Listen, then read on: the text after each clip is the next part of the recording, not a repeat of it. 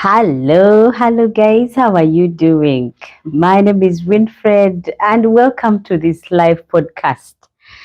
Allow me as usual to take a few minutes and share the link, then we can kick off officially. Go ahead guys, share the link and let us all get on board. The topic of discussion today is one that you don't want to miss, especially if you're a parent or you've got teenagers. It's one that is exciting and will be quite juicy. So go ahead, share the link, tell someone, and let that someone tell someone, and together let us parent and build stronger families.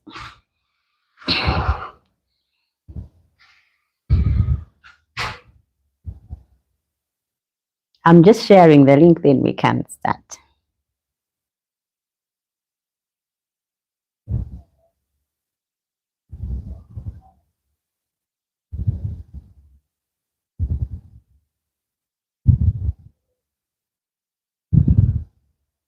You will just allow me just a few minutes to share as you go ahead and do the same. We start in about 5 minutes, so grab a bite, grab a drink, and tell someone before we actually kick off.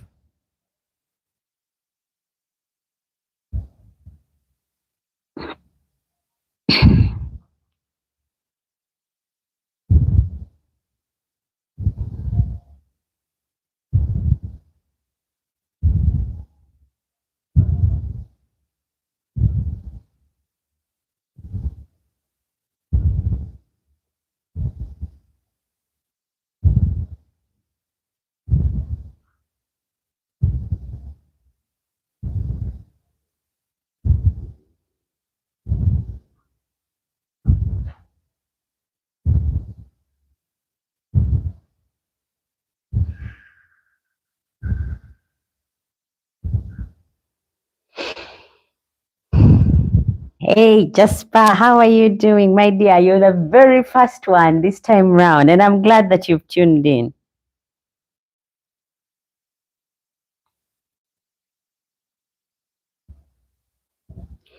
I hope you can tell a friend, and if you have teenagers around, guys, this is one of those topics you don't want to miss because it's got everything to do with parenting teenagers. That's very, very exciting age. So go ahead, share the link with friends. And we kick off right after that.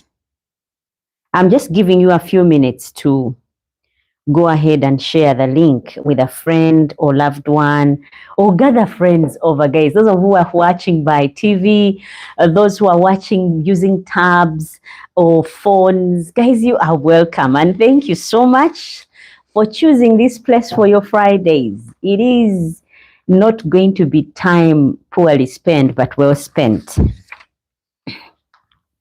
I'm just giving this about 5 minutes before we officially kick off. And trust me, handling and parenting teenagers is a topic that you who is planning to have kids, you who has had kids and they are yet to become teenagers, you who has already got teens, but you don't understand them, you don't get them. This is a topic you don't want to miss. So go ahead, tell a friend, as I also powder my nose so that I'm not so sweaty or hot. Go ahead, share the link, tell a friend, and together we will also do the parenting together. I'm giving it 5 minutes, and 5 minutes tops, we will start. Let me know who is watching, where you're watching from, and drop in the comments your take on parenting teenagers so we can do it together, guys, because it's not one man's job. In Africa, we have that saying that a child is not brought up by one person, but the whole village. It takes a whole village to raise up a child. At least that's how we take it, that your neighbor can discipline your child, you know, the elderly people in the village can discipline your children, you know. So because it's not a one man's job, it's a whole, it takes a whole village. And now we'll start off officially. We are going to be talking about parenting teenagers. You know, it's no easy task to parent teenagers. Between mood swings, peer pressure, school stress, and the search for independence in the teenagers, many parents feel lost. And this Friday, we will dive deep into the realities of raising a teenager. And it's different. Some of us are delegating that to social media platforms to parent our children and bring them out the way they should be. And I really don't think delegating is the best option, but some people are going that way. And they are going on and sending their kids to boarding schools so they can be properly trained and properly groomed. Well, that is all delegating. God did not make a mistake by making you the parent of that beautiful teenager that you've got, or that handsome teenager that you're dealing with. He knew that you are capable, and in you, He put the ability to raise up this child. Now, as we wait on for a few people to get on board, I just want to say what is on my heart still. Guys, we are living the very last days. I cannot stop myself from dropping that in. And because we are living the very last days, I cannot forget the dream I had when I was woken up and told to prepare. Wake up and prepare, because it is time to take the church. Wake up and prepare, for it is time to take the church. Now, what just came to my mind when I was talking about preparing? When I tell my kids at home, for example, prepare, we're going to have food. It's time to have dinner. Prepare. It doesn't mean we'll eat in 22 hours or 3 or 4 hours. It is to prepare because we'll be eating shortly. Probably 30 minutes after, or 20 minutes or 10 minutes long, 30 minutes longest. But normally it's in a few minutes, in a short time. In other words, when I had that dream of pushing me to prepare, that dream was telling me we don't have time. I wake my kids up for school, to prepare for school. It's not that they will go next day or they will go a few hours after. It is to go shortly after. So preparing to me means the urgency of a matter. So guys, as we do Sunday, we do Saturday, we do Friday, and we do life, let us remember who created us and why we are here. If you can't, stay away from certain things, because trust me, if they don't please God, they will not take you anywhere. But if you know it pleases God, continue the good job. Forgive those who have wronged you, and repent of the things that you have done that are not pleasing, so that in case God chooses to come today or tomorrow or tonight when we are sleeping, or even as we are doing the live, you're not left behind. So that's what I can say. Otherwise, I'm glad that you have tuned in. And I would say, hello, family. Welcome back to today's live podcast. I'm your host, Winfred, and today we are diving into the most rewarding yet challenging season of life. Parenting teenagers. That is what we are talking about. And if you are raising a teenager right now, you probably know what I mean when I say it can feel like living with a stranger in your house or in your home. Living with a teenager can be a bit too much.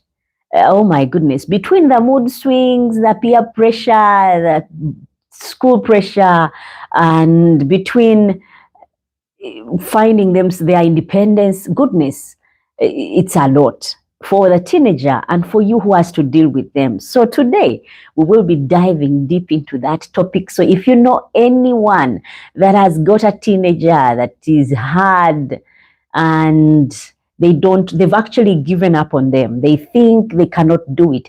I don't believe so much in delegating what God has entrusted me with. Like, I believe my children are my responsibility. So there is no way I could get them and take them to their uncle to train them a certain way. I believe the father is supposed to play his part and the mother is supposed to play their part, especially if they are still alive and well. It is a different story when the parents are not there. But if they are there, guys, why should we delegate this responsibility to maids, to boarding schools, and to aunties and uncles who have in the end abused our children. I understand we have to work and make money, but it's like life has a scale. You raise this one a bit up, and then it will tip this one. This one will be raised, and this one will be tipped. Or you raise this one a bit more, and then it will tip this one. But we need to find a balance where you can balance it out. You work and take care of your family or your children, and also balance it out with grooming and raising up your children to people that you'll be proud of in the end. I'm hoping this topic will excite many. Now, I'm still in that loop where I'm waiting for people to get on board, so I'll read the comments. TJ99, welcome, my dear. Thank you so much. You're the second one to get on, and I hope you can tell a friend, and together you get on. And stay on until the end. Otherwise, thank you so much, guys, for always keeping it right here. For for the comments, Shaboya. Hey, my dear, how are you? Thank you so much, Shaboya. You are an incredible person, always tuning in and supporting. Thank you so much, guys. It takes, like I said, a village to raise a child, but also for me to be on here, it takes a lot of people to come in. Some contribute Wi-Fi or data, some contribute with lighting. Sometimes my technical team, guys, you are amazing, and I'm grateful that I have you. Thank you so much. It has been a long weekend. Are you sure? It's just Friday. We were just beginning the weekend. Maybe just say it's been a long week, Shaboya. And maybe if you care to share how your week was that made it long, that would be nice. Otherwise, guys, I'm glad that you have tuned in. And like I said, now if you're raising a teenager, we are going back. I will give a slot for you to air your opinions. But right now, once I start off officially, the thing is, I will not be reading comments until that slot is open, so that we can be a bit balanced for even other people who join in and don't know what is going on to be able to follow. So you will excuse me if I don't read your comments straight away. My loop time is this one, when I read who is watching and where you're watching from. But once we kick off officially, I cannot read comments until the slotted time. Otherwise, I'm glad that you have tuned in. And if you agree, let us start. I was hoping many would be on, because some people suggested this topic last week. By the way, guys, those of you who are dropping by for the first time, topics that we normally handle on Fridays are suggested by you. And if they are applicable, then we can always, run them. Otherwise, if they are not, we push them until there's enough information and we can push further. And like I was saying, right now, if you're raising a teenager, you probably know what it means when I say it can feel like you're living with a stranger in your house. 1 minute they are laughing with you, the next minute they are rolling their eyes at you, or they are locking themselves in their bedrooms. That age is a bit confusing. You don't know where they are at until they let you in. So today I hope we can get a few skills on how to cope with teenagers, especially the type that acts out.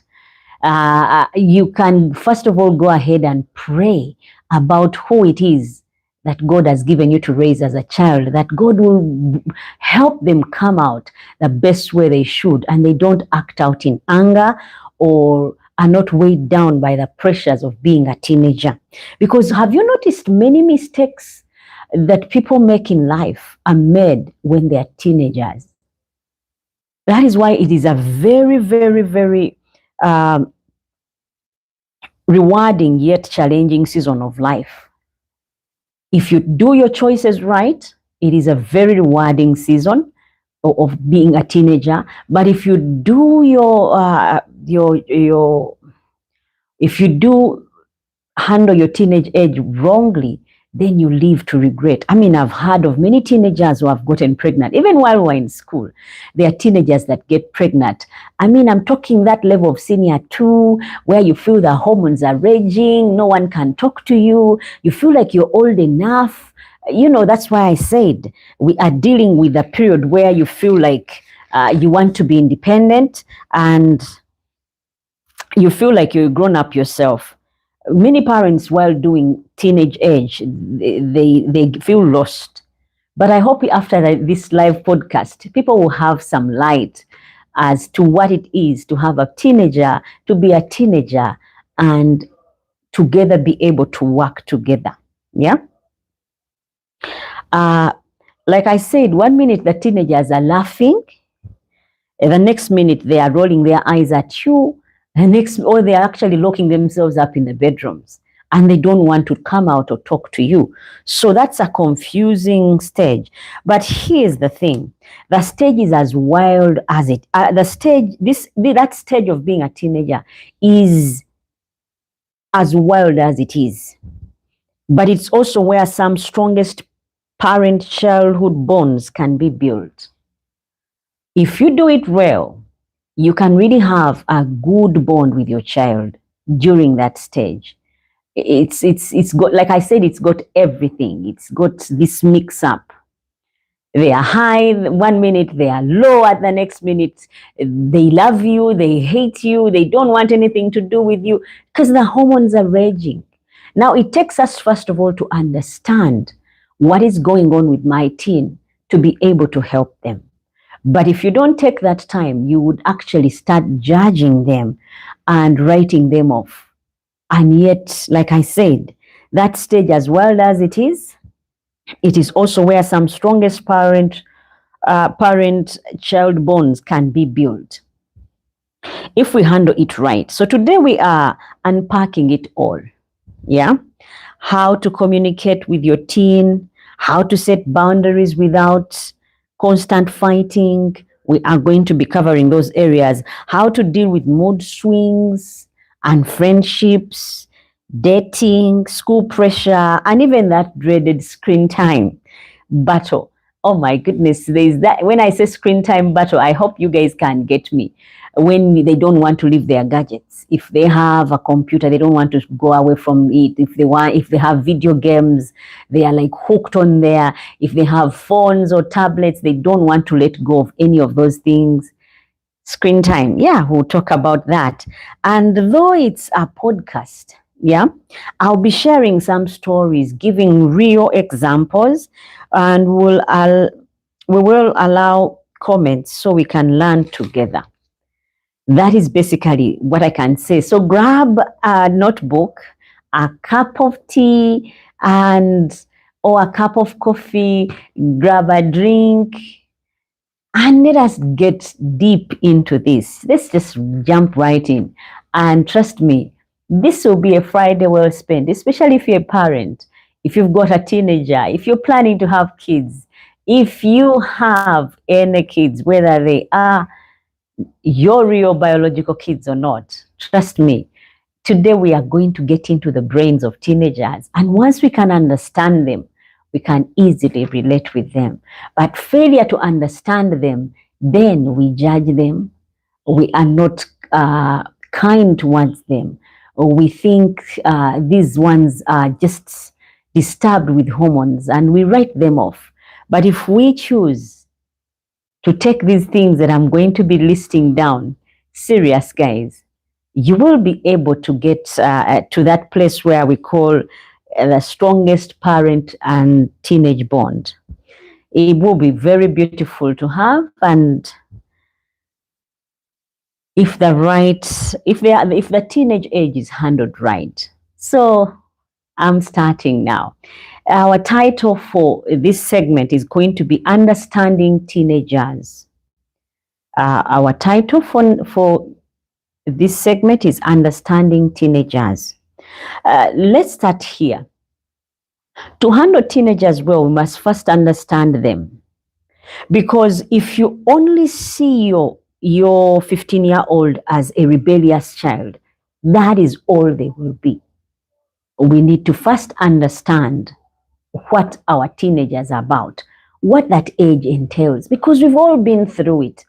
I really get annoyed with parents who raise the bar so high with their children and forget they were teenagers at some point as well, and they were messing up. Not all the time were they doing things right. Sometimes they were doing it so wrong, and it would take, I don't know what, it took God for them to get back on track. So as we are dealing with teenagers, let us be considerate, let us be understanding, and that way we can be able to raise up teenagers that we are proud of. Like I said, if you keep on looking at your 15-year-old teenager as a rebellious child, that is all they will ever be to you. Hello, Dina Max. Guys, you are welcome. Those that have just joined, we are dealing with handling and parenting teenagers. I had to mention Dina Max because she's the one who suggested, one of those people who suggested handling and parenting teenagers. So today we are handling and parenting teenagers. Teenagers are very tricky people. That's why I chose that topic to handle. I have got teenagers myself. And trust me, handling teenagers, 1 minute they are laughing, the next minute they are rolling their eyes at you, the next minute they are slamming the door and locking themselves up in the bedroom. So that age, the teenage age, is a bit disturbing. And today we are going to unravel the truth behind handling and parenting teenagers. So for starters, like I said, we have to understand teenagers. Like I said, if you look at your teenager as that 15-year-old being a rebellious child, that is what they will always be. Teenagers who are rebellious. But guys, if you look at your teenager and look for the good in them, trust me, you'll be able to pull the good out of your teenager. So today we are talking about teenagers. If you have a teenager at home, you have kids that are tending towards the teenage age, listen up and listen up good. This will help you. And if you hope to have kids, these would be nice tools to keep with you and understand about teenagers.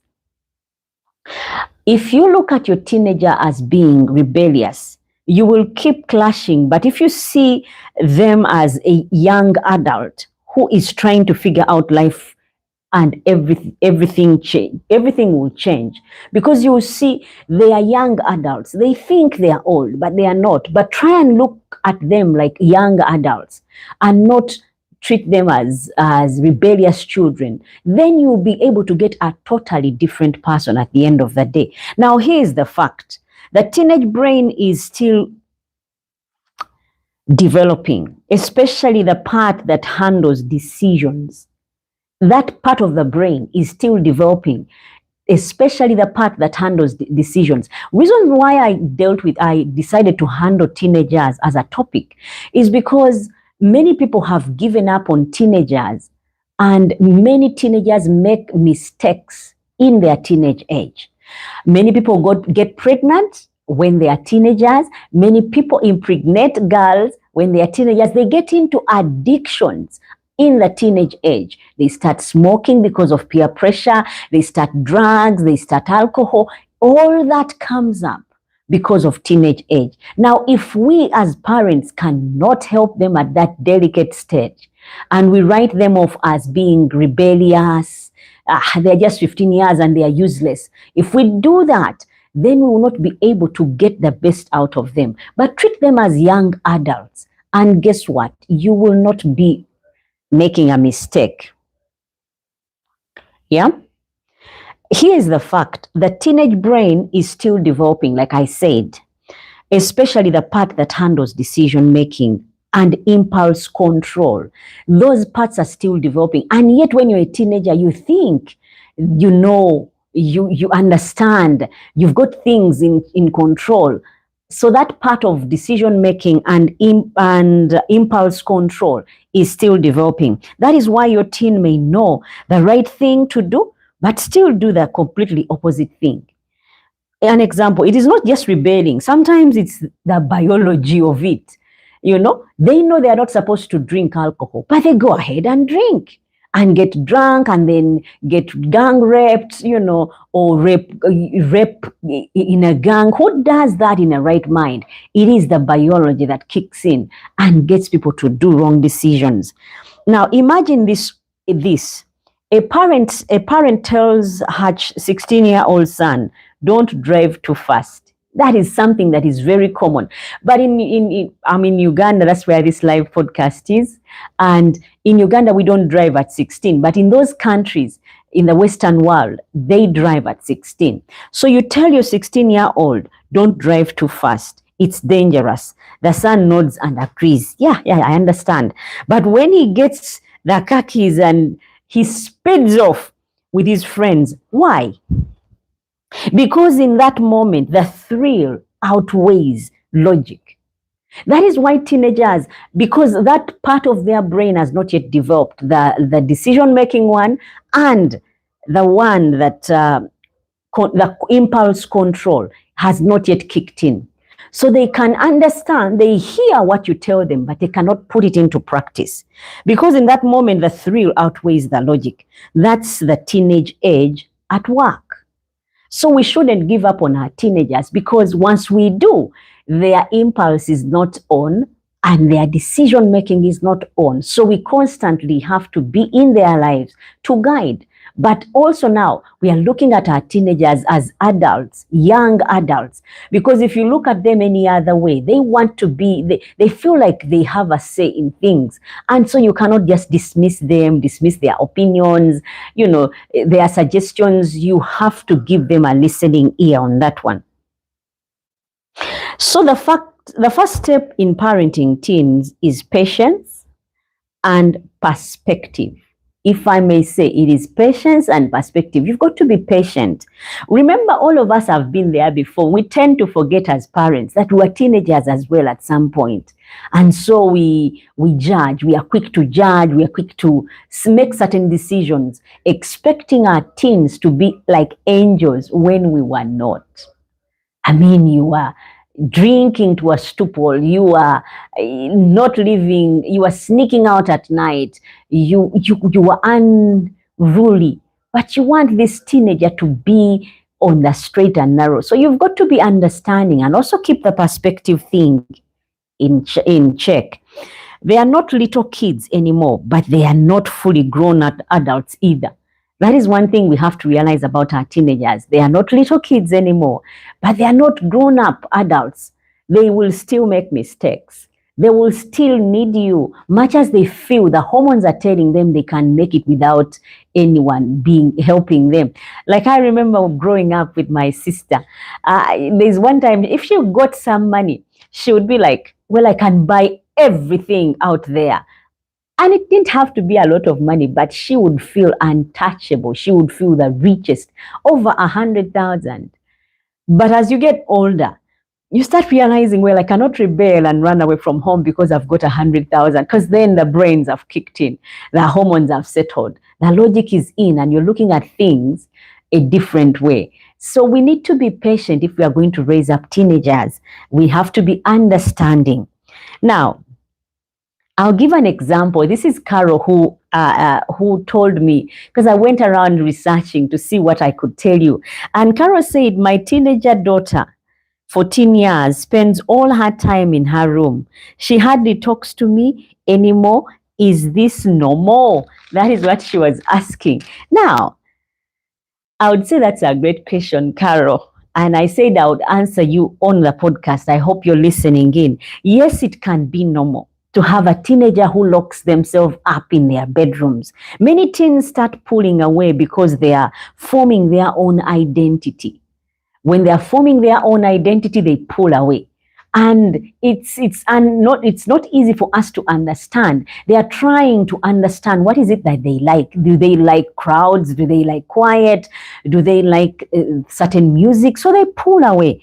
Yeah, it's not always rejection, like your teenager doesn't love you anymore. Sometimes it's their way of saying, I need space to figure myself out.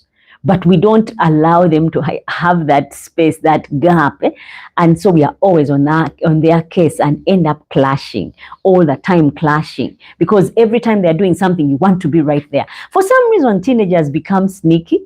They even when they are not hiding anything much, they just don't want to be in crowds. There are people that I know, and someone was telling me that anytime you are with them, they are running off, getting away to corners and getting on their phones. But that is all part of being a teenager. So it's normal. The key for parenting is not to take it personal. Instead, find small windows, to connect. Maybe over dinner, if you have a car and you have those car rides, or late night chats. Consistency beats force every time. Now, like I said, I've got teenagers myself. It's not like I am with them all the time, but I look for that time. Like I can say, we have to be together when it's dinner time. We have to sit on the table. That way I get to see all of them, and slowly by slowly they open up and let me in on their world. Like I say, what happened at school? So how are you? How was school today? I'm digging. I'm looking for windows. I'm not trying to get her out of the bedroom for no reason, to get her to be with me.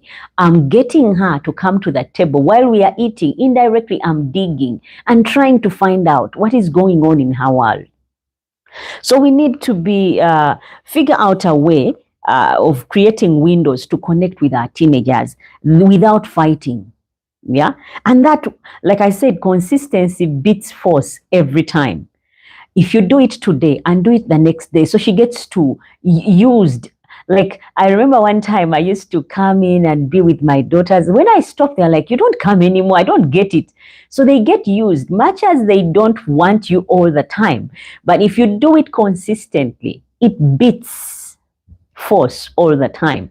You say, at this time we are eating. I don't care what you're doing. We are sitting together around the table. We are eating. So everyone comes. That way, when you're there, you'll be surprised the kind of talk that you can get out of teenagers or children around food. As they are eating, you start off by saying, what is your favorite food? So how was school today? Who was your friend today? What kind of music are you into? What is it that is trending right now? That is one way of creating a window to get to your teenager and connect. I hope that is going to help you, Carol. Patience will always beat pressure. We need to be patient with our teenagers so that they relax around us and they are not obligated to that they don't feel the urge to always pull away. That is one thing that we talked about. The next thing that can help with teenagers that we're going to talk about is communication with teens. Yeah, we are going to be handling communication with teens. Now, I termed that communication with teens because right now we are going to be talking about talking to teenagers. This is where most parents and teens clash because of the way you talk to me. Remember, these are young adults. They are not kids anymore, but they are not all grown up either.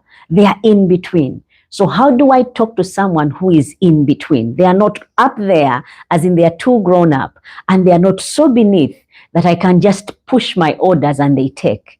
I need to find a respectable way to talk to them so that I can be able to relate and connect with them. Parents, we often say to our teenagers,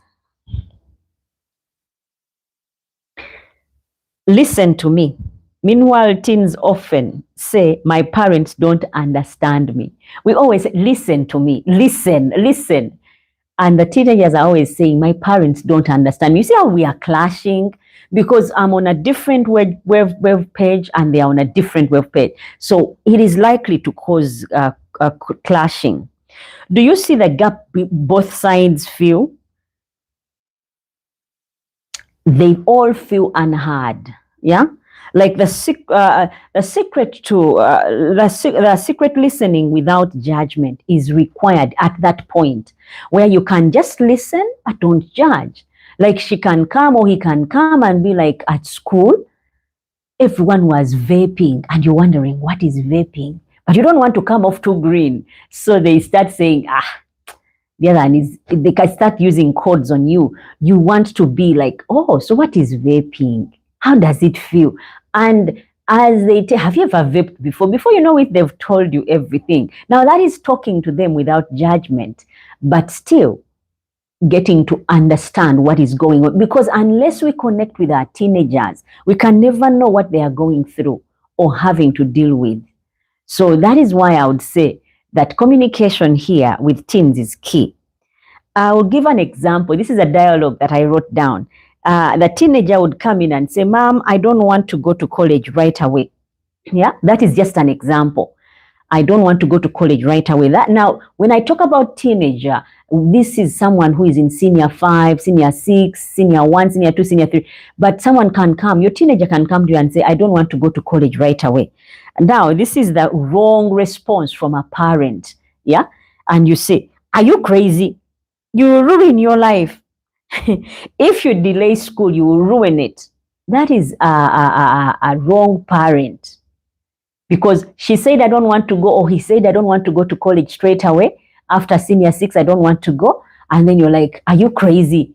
You will ruin your life, if you delay school. Now, the better parent would say this. Yeah, I hear you. Yeah, you're not agreeing, but you're saying, I hear you. Can you tell me why a gap year feels important to you? You're trying to dig through their brains and trying to connect. Can you tell me why it feels important to you that you take a gap year from school? Yeah? Notice the difference. The second response doesn't mean the parent agrees, but it shows openness, and openness creates trust. Because I didn't come off, are you crazy? I came off as though I agree with her by my response of saying, can you tell me, I hear you? Just by me saying, I hear you, she would think, or he would think, we're on the same page. When actually, I'm not for you taking a dead year or a gap year. I'm actually for you studying and studying to the end. But guess what? Because I said, I hear you, she feels, or he feels, we are connecting. And so you ask, yeah, why? Can you tell me why a gap year feels important to you? And then they will tell you. Notice the difference, like I said. When you see the difference, every time, yeah, you open yourself up to listen to them, they'll find out eventually for themselves that their decision was wrong. I've had those talks with my daughter where she was like, I think my friend is going to take a dead year. And I'm like, why? Do you think it is wise? Now I'm trying to pick her brain. That way I can see her level of understanding and how to help her. Then eventually you end up saying, but you know what, someone who has gone to school and finished. I remember having had that talk with my daughter, and she said, Mommy, you know what? I can't take a dead year. These guys are saying they are going to take dead years, but I'm not. And I'm like, why are they thinking? And then why are you thinking you would not? And then she would say, because when you get a dead year, say we just get holidays on a normal. We get holidays and go off for holiday. But then when you go back to school, you feel like you're dreading, you don't want to go back just because you took a break, holiday. Now imagine a whole year. And so when I hear that from her, I'm like, okay, now here things are going well. Yeah, so it's encouraging. So I encourage parents that have got to, when you're communicating with your teenager, show them that you trust them enough, that their opinion counts. You will see at the end of the day, you have a different relationship with your teenager. Now, Carol gave that, and James also gave me this one. James said, every time I try to talk to my son, he just gives me one word answer. For example, fine, okay, nothing. I feel shut out. That is what he said. And I told James that I would respond on the podcast. So if James, you're hearing, we are dealing with your question. That's a classic teenage defense mechanism, if I may put it. Parents, here is a tip. Avoid interrogations. You ask them, so what happened on the party? Who said what? They get on guard. How are you? I'm fine. Did you eat? Yes. Did you? they give you one answer kind of, one word kind of answer. Stop interrogating. That's our tip. We should stop interrogating our teenagers instead of saying, how was school? Which usually ends up getting a dead end kind of answer or response. Fine. Try asking about something specific. For example, how are your friends? How is who is your friend at school? How is she? What makes you like that person more? That is one way you're getting them to talk more, because you're showing interest in their world. I mean, I've seen this work with my teenagers when I would come in and I make it a point that I remember the names of their friends. Because when you do, it helps when you refer to names. They get to know, okay, mommy cares. Okay, someone is also into my world. So they come, mommy, do you remember that story of this guy that we talked about? Well, he did this and this happened to them. I'm glad you're doing parenting with us this way, because now I can make better decisions. You know, that helps when you get into their world. But don't go like interrogatingly. You go there asking more about them. What's the name of your best friend? What course is she taking? Why is she your friend? You see, there is no way they could give you one answer, kind of response on that one. And the other thing is, try asking about something specific. For example, how did that football game go? You know, you had a sports day at school. How did that football game go? Who won? Or they would be in their space there. And they would be like, yeah, but they cheated. We were supposed to do this. I was supposed to do this. I'm not doing anything. They'll give you more answers. So let us try and stop interrogating our teenagers and instead try to be interested in their lives. I know we believe in putting kids in boarding school where they are less problem, but more for the teachers, more for the matrons or the wardens. That's a wrong move, because they know our children more than we do, and yet it's us going to live with them longer, because once they are out of school and they are fighting with addictions, they've made wrong decisions, you as the parent will be involved. So in order to avoid all this, guess what, guys? You get involved in the parenting of your child. Don't spend a day without talking to them. Call them if you're not at home, in the country. Say like you're working in the diaspora or you're working away from home. Make sure you call. Video call. I mean, FaceTiming these things have been made easy for this day's generation of raising children, because you can FaceTime, call up your child and be like, how are you? Yeah. Did you go for that sports thing that you're talking about last time? How did it go? That way we connect, because when we don't connect with our teenagers, we will have a messed up generation of people who don't care, and we don't know how to connect with them. They don't know how to talk to us. I grew up without parents, and I tell you, I could not be in the presence of people who are grown up very well and conduct myself. Why? Because I didn't have the confidence to stand and say something, because there was no grown adults growing up. So I was like, okay, this is how you do life. I did what was comfortable for me, not what someone older was expecting from me. So if you are still alive and you still have your children with you, living under your roof, even when they are not living under your roof, spend time with them. Try and get to know them. Get into their world. Trust me, it will bring big returns. Like I said about gems, that's a classic teenage defense mechanism. So don't fall for it. Also, pick the right moment. Teens often talk more when they are relaxed. Pick the right moment to talk to your teenager. You know, there is something that can happen and you notice this is going on. Don't attack it there and then. Take some time to think about it and look for the right moment where she or he cannot escape. So like you say, James, let's wash the car together. And your teenage boy comes and you're washing the car. That boy is not going to leave until the car is done. So that is a good time. You're washing, so you've scrubbed very well. Have you been practicing? You know, that is one way to break the ice. We just have to deal with them lovingly. Remember, these are fruits of our wombs. They are our flesh and blood. We love them. all our sweat, hard-earned money is going to them. So if they turn out well, we are greatly rewarded. But if they turn out badly, then we are the ones who have suffered the loss.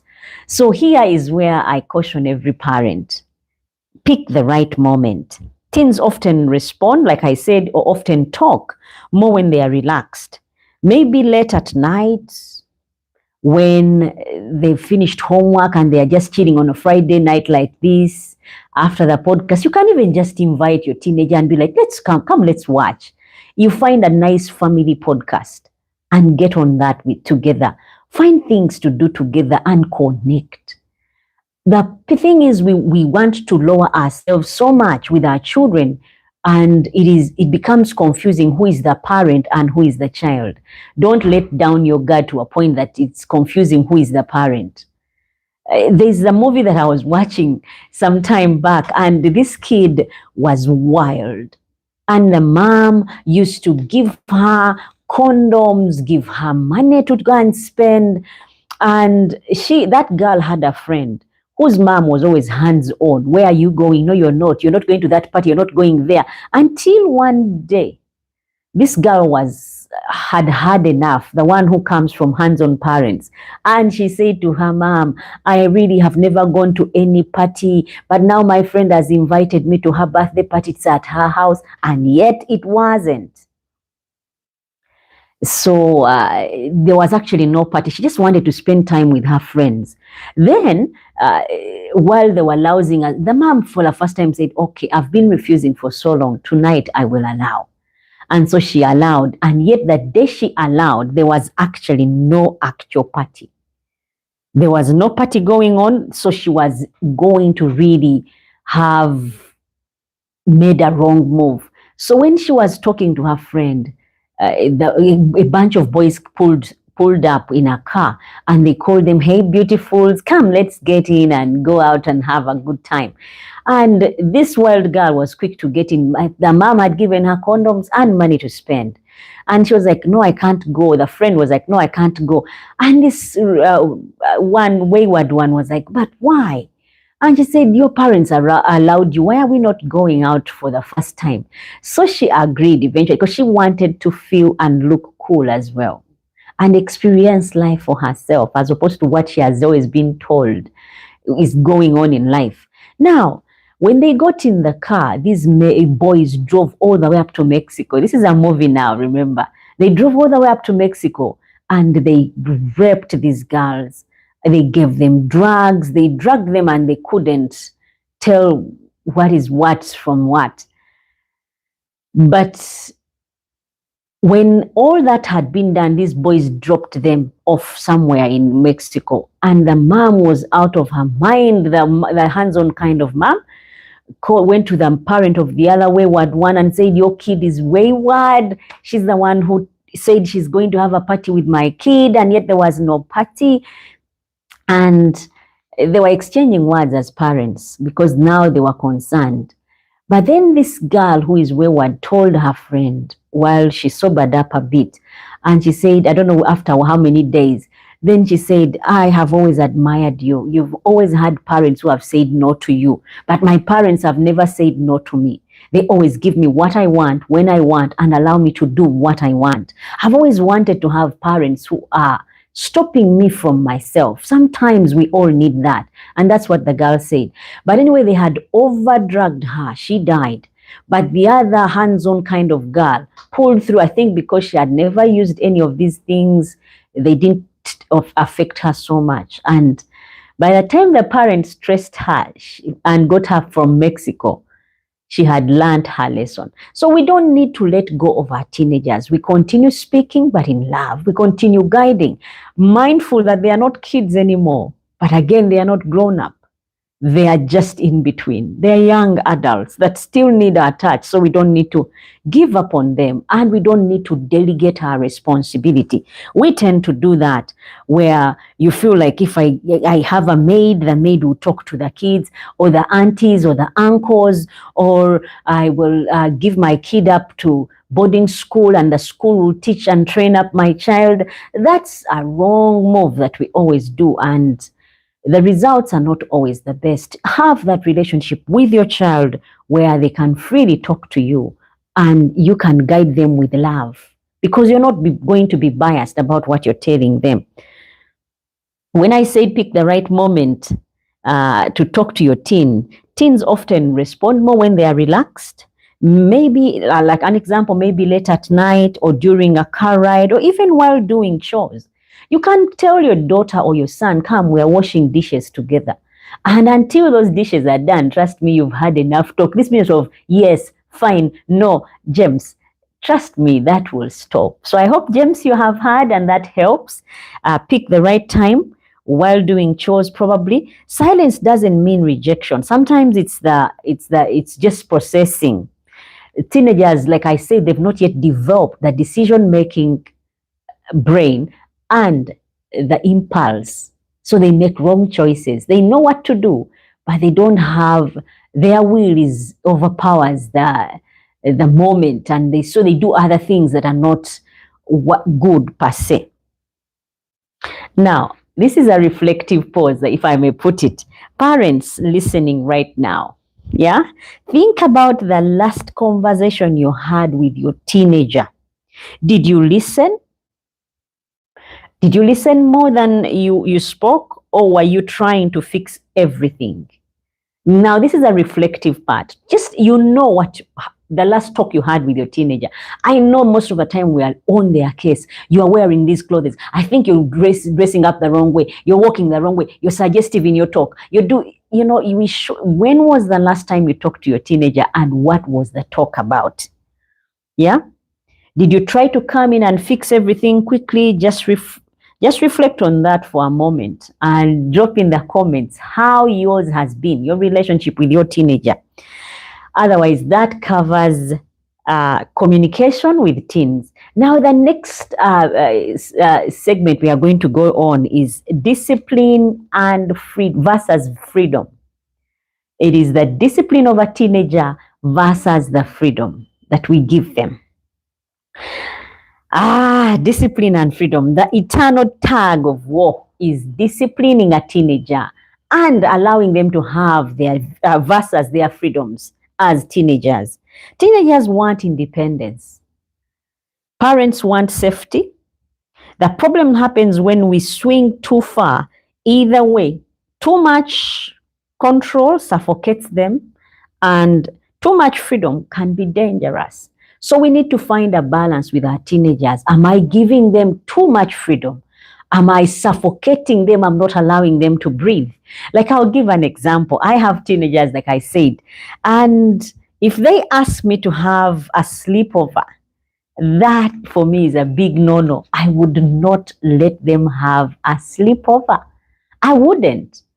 I remember one time my teenager said her friend would come over because she's going to travel and go to America, and then they might not see each other again. I remember the dad saying, well, also as we plan to go to America sometime, maybe they'll find themselves in America in the future. And as you can see, we are not in America, but that was his response to them. Well, there are some times that you need to give firm answers, but also there are some times where you really have to lax up a bit. Now, me, I'm a hands-on kind of person. You just see me here, but I'm a hands-on kind of person because I fear the unknown. Now, guess what I do? I would be like, say like she tells me my friend is invited me for a birthday party. I would be like, you're not going. And the father would come in to bring the balance. Let her go. Let her come back at this time. Or he would be like, let us pray about it. If it's the will of God that she goes, then she will go.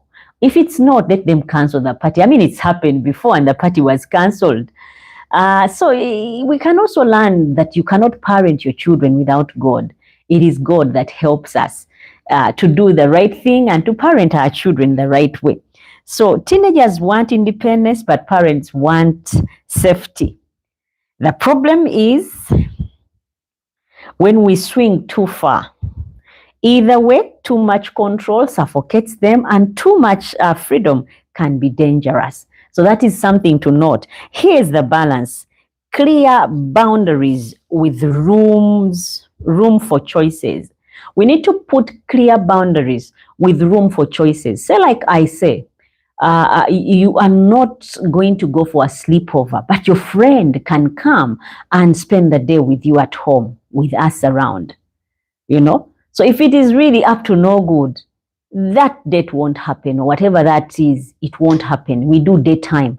That way she doesn't feel isolated, missing out. I remember one of my daughters saying, I see my friends posting things on TikTok on their statuses where they went off to, the things they did over the weekend, but me, I do nothing. And I'm like, what would you want to do? And we go out with my friends and also enjoy what? Because now social media has come in, guys, and it's depicting a different picture altogether. It's depicting like people are all happy, they all have money, they are all set. That is a lie and a total lie. And it keeps us from really enjoying life trueness. You know, those days when we were growing up, there was no social media. So if you went to the garden and all dug, it was fun. You'd be like, okay, we are all digging, we are learning to dig. That would be something. But now you hear people are going off to the movies, and for you are here, you know, you have to wash clothes, you have to cut the compound grass, you know, it puts a lot of pressure on them. So we need to understand that bit about them as well. Like I said, here's the balance. You need to find room, clear boundaries with room for choices, so that they can choose. You tell them, if you say, like, they say they want to go, they don't want to go to university. You're like, but why? Do you want to be this or be that? Because if you want this, you want to finish it off in the shortest time possible than taking a longer route and ending up giving up or not doing it. So you need to leave room for choices, for them to choose for themselves to do certain things without you forcing their hand and making them do things. Many people in Uganda have taken careers, oh my goodness, of jobs that they don't want. I mean, we see frustrated teachers who are out to make sure students fail, who seem to be celebrating when their children are not performing, the students are not performing well. Those are frustrated teachers, simply because they were not happy joining the courses. They took the courses and are now dealing with the professions without having loved them. And you don't want that passed down to your kid as well. So let them have a choice. Like, I remember sitting down with my teenager and asking, what would you want to become? I thought she would go for lawyer, because all along my daughter kept on saying, I want to be a lawyer so I can say, objection, your honor, objection. And that is all she kept on saying from senior 1, 2, 3, 4. But then as she got to senior 4, she was like, I don't want to be a lawyer anymore. I want to be an architect. And I'm like, these two fields are different, but I respect it, because at the end of the day, she's the one going to do the course and is the one going to do the job. So we learn to leave them room for choices. And for example, instead of saying you must be home, you must be home at 8 if it's a boy. No question asked. Try no school nights. Try saying on school nights, curfew is 9 p.m. I'm telling you this, guys, to boys who are really out into going out, and you don't want to be on the off end where you are now the enemy.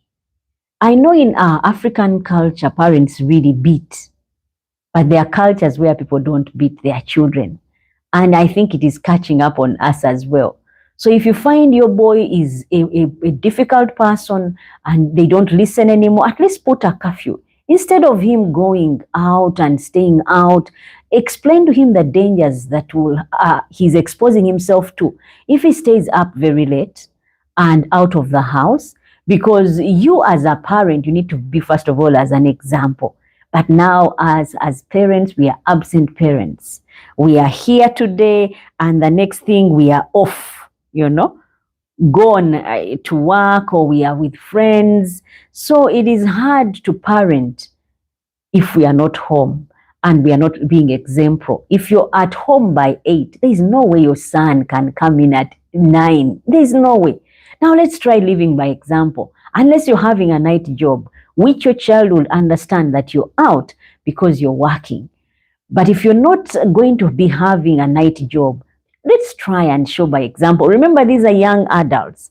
They are not like babies or kids who are 11 years, 12 years and below. They are young adults. They are trying to make and understand the world that is around, they are in, or the world around them.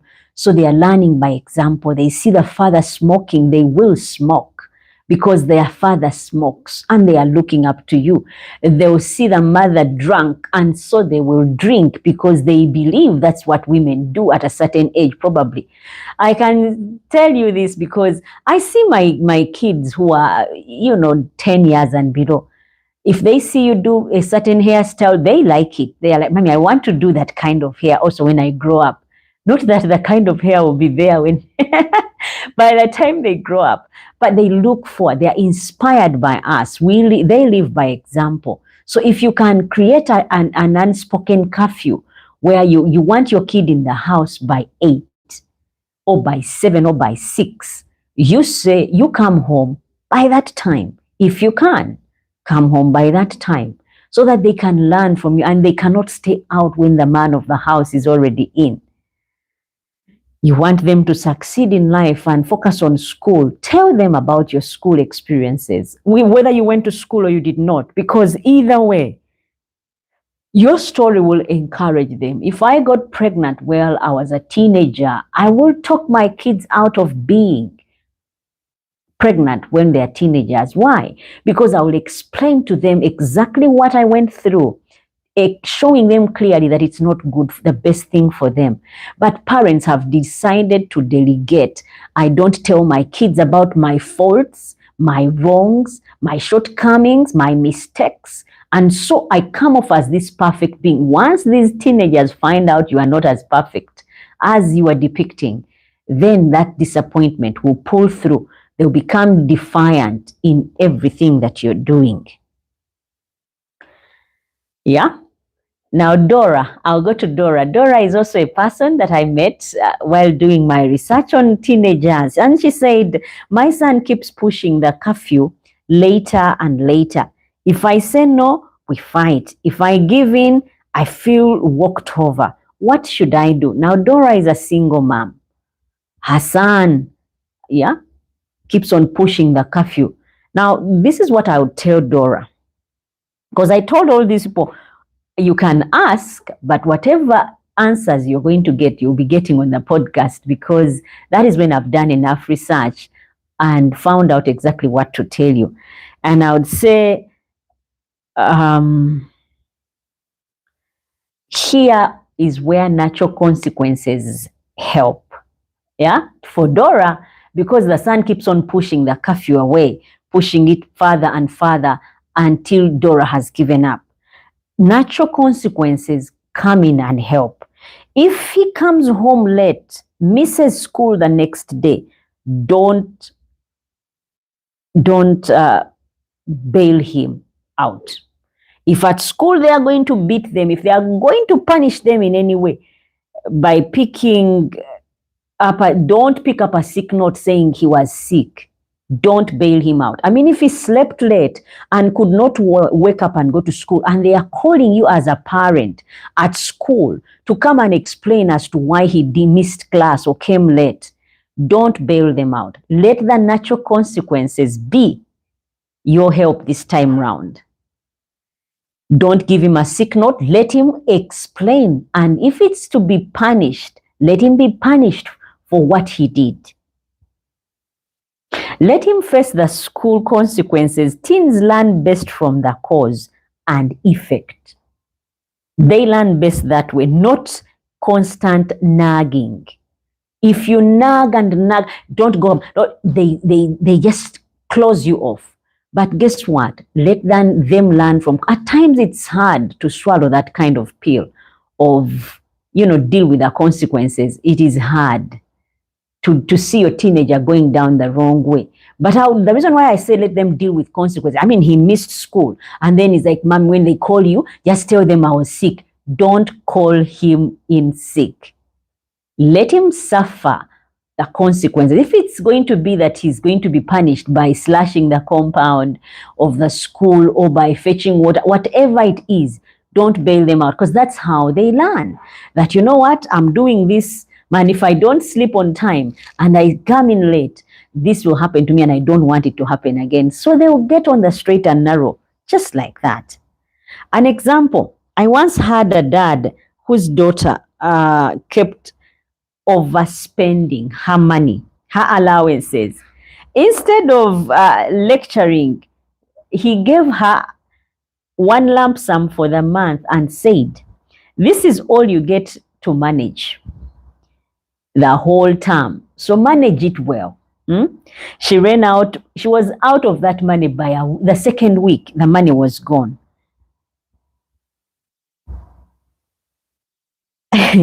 She had to skip outings with her friends and learnt budgeting the hard way. The natural consequences of inaction were now playing, because she wanted to go out with friends and impress them. You know, when kids are at college or university and they ask for money, they just keep on calling and you give. They call, you give. He had had enough and wanted to cultivate in this girl a culture of saving and planning. So guess what? He gave her the money and said, now plan with this one and manage the whole term. So she blew up the money in the first 2 weeks, because as some kids are going out, she wants to go, and she would go. As they are eating certain things and skipping school meals, she would skip until the money ran out. And the father, when she called, he told her, I told you that was all I had to manage.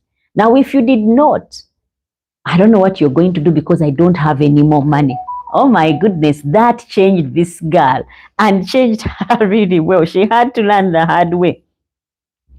If you are parenting, listen, guys, ask yourself, am I rescuing my teen too quickly in all that she's doing? Am I rescuing her too quickly from trouble? Or am I letting them feel the weight of their choices? Because if, for example, yeah, you'd keep on telling them, if they are like in day section, and you keep on telling them, I've given you this much money, but save some. Don't be buying things on your way from school, even things you don't need, and they don't learn. Yeah. If they happen to ask for money outside the normal money that you give, and yet they have all these things that they are that end up in the garbage at the end of the day, guess what? Don't give them money. Let them learn that money is valued, because we are grooming our children to be the future people, a bright generation for the next, for the generation to come. If we don't, we spoon feed them. You know, like I used to have rabbits at home, and I had kennels for these rabbits, cages for these rabbits. And I would assign my daughters, like this term, third term, they would normally save for Christmas to buy presents for at least everyone. Now, they would clean cages. Each cage, I would pay 1,000. You guys who are not in Uganda, 1,000 is like cents, American cents. So if you're talking pounds, it's still cents, because a pound to a shilling is like 4 pounds.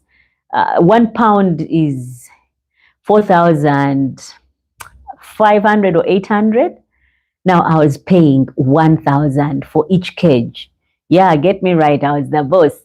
So I would pay 1,000, and I would tell them, when you clean the cage, you write in the book that I've cleaned today 2 cages. So that means that is 2,000.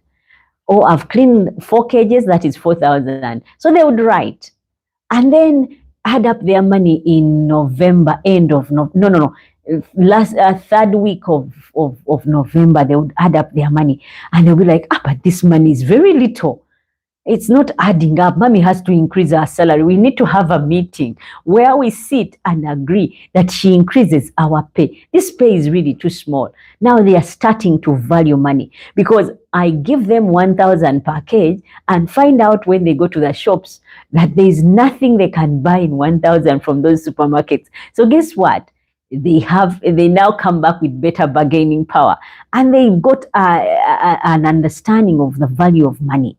They don't just spend it because they have it. They now know that money holds value and you need to earn more. Otherwise, this is nothing. I remember one of them going out to we had gone shopping for Christmas presents, and she shopped for the dad. Everything she would find, don't put a price on my dad. I want that one. Give me the wallet. Give me the vest. Give me the belts. And the ladies who were selling things were laughing. And while laughing, they were still making money. So it got to a place, because we are quite a number in the house, you've got to buy for everyone at home. Now, buying for everyone and you spend almost all your money on 2 people, that means the other 5 or the other 4 or the other 3 or 6 will not get. So she found herself between a wall and a hard place.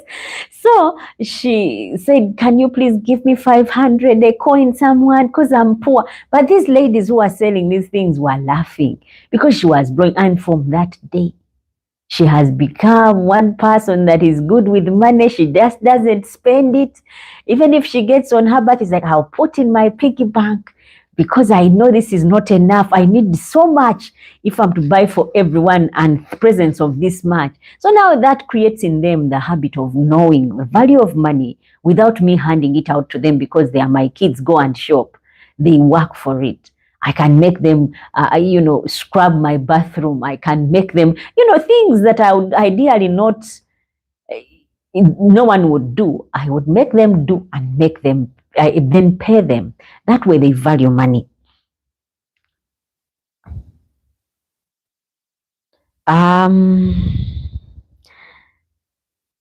Emotional and mental health is what we are going to talk about in teenagers now. There is the emotional and mental health. I hope, Dora, you have been helped and you got your answer.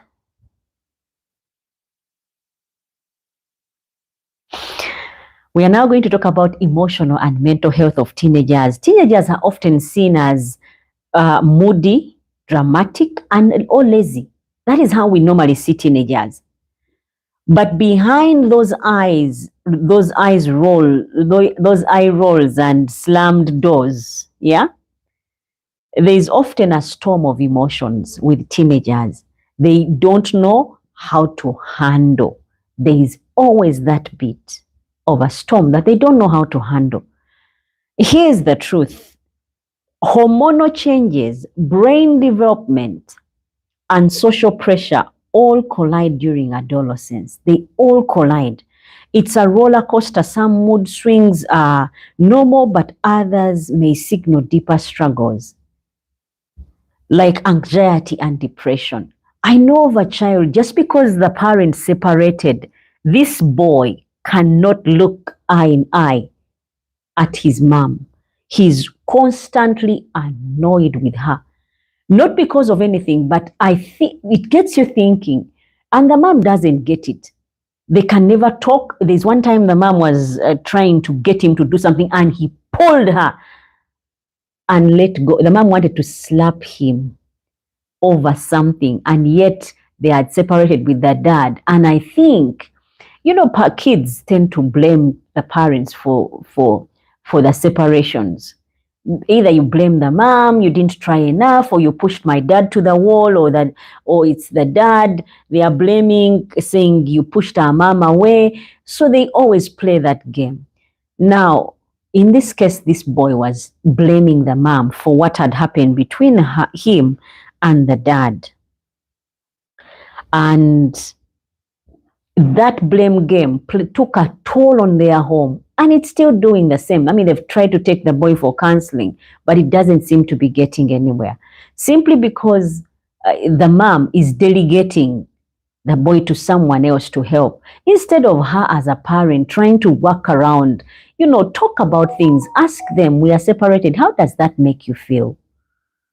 And at times you just explain to them what really went on. Remember, these are not kids anymore. Neither are they grown up. They are young adults.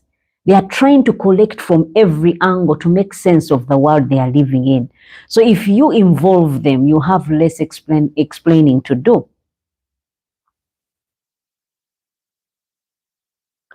It's a roller coaster. Some mood swings are normal, but others are a signal for a deeper struggle like anxiety or depression. So you need to have that checked out. Alice is another lady that I met, and she said, my daughter cries a lot and says she feels ugly compared to her friends on Instagram. I don't know how to help. That is Alice. Alice, I hope you're going to be helped by this. This is more common than most parents realize. Social media has magnified comparison and insecurity. Social media has done that a lot. So you find, because they are going through teenage age, they are worried about the acne breakout, they are worried about their skin color, they are worried about they've got concerns about their height, their size. Oh my goodness, there are those who even feel to the point that they feel like cutting off their chests because they feel like their breasts are too big. It's a lot going on. But like I said, it's common than most parents realize. Social media has magnified comparison and insecurity a lot. Here's what you can do. First, listen without dismissing to your teenager. Listen without dismissing them. Why would you now think that? Do you really think that? And then before you dismiss, listen, because there's a reason why they feel ugly compared to their friends. Yeah? And she's always crying.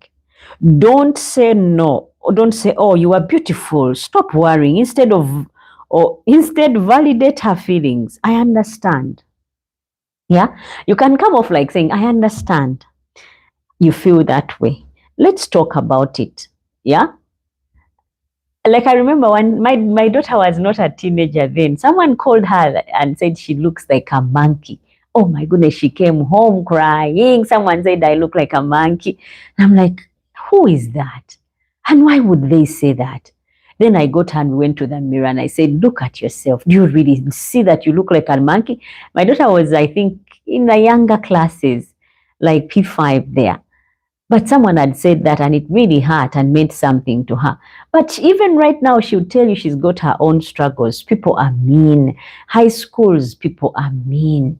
And teenagers are there. One thing I've learned, it's like hurting people hurt others. They always look for ways to hurt you and hurt you more because they don't have self-esteem, so that you can also be on the same level like them without self-esteem.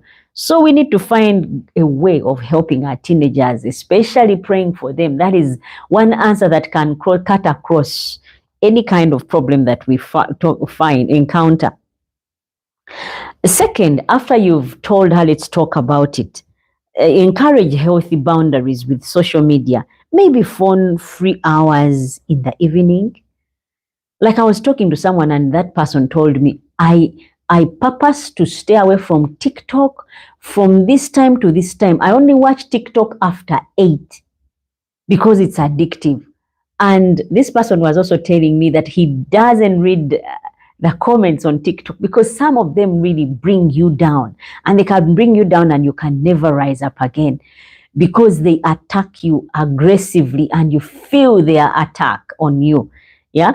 So you can tell them, let's maybe phone-free hours in the evenings. Don't go on the phone in the evening. Yeah. And the third thing is remind them that social media is the highest real, not reality. It's the highlight of a highlight reel, not reality. It's just one of those things that blows certain things out of proportion because of how you looked in the picture or how you looked in that video. They can, just highlight it, but it's not the reality. You're not really what it has said. Yeah. Sometimes when showing them before and after pictures of influencers can open their eyes.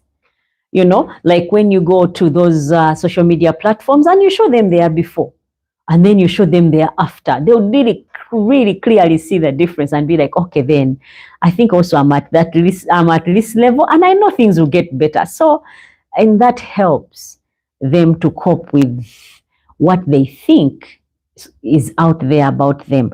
Like if they feel ugly, tell them the truth. You're not ugly. Beauty lies in the eyes of the beholder, because it does. I can never forget this young man who was looking for a woman to marry. And he said, I want a woman who has stretch marks. And I don't want light stretch marks. I want the really thick black ones. That is the kind of woman that I want to marry.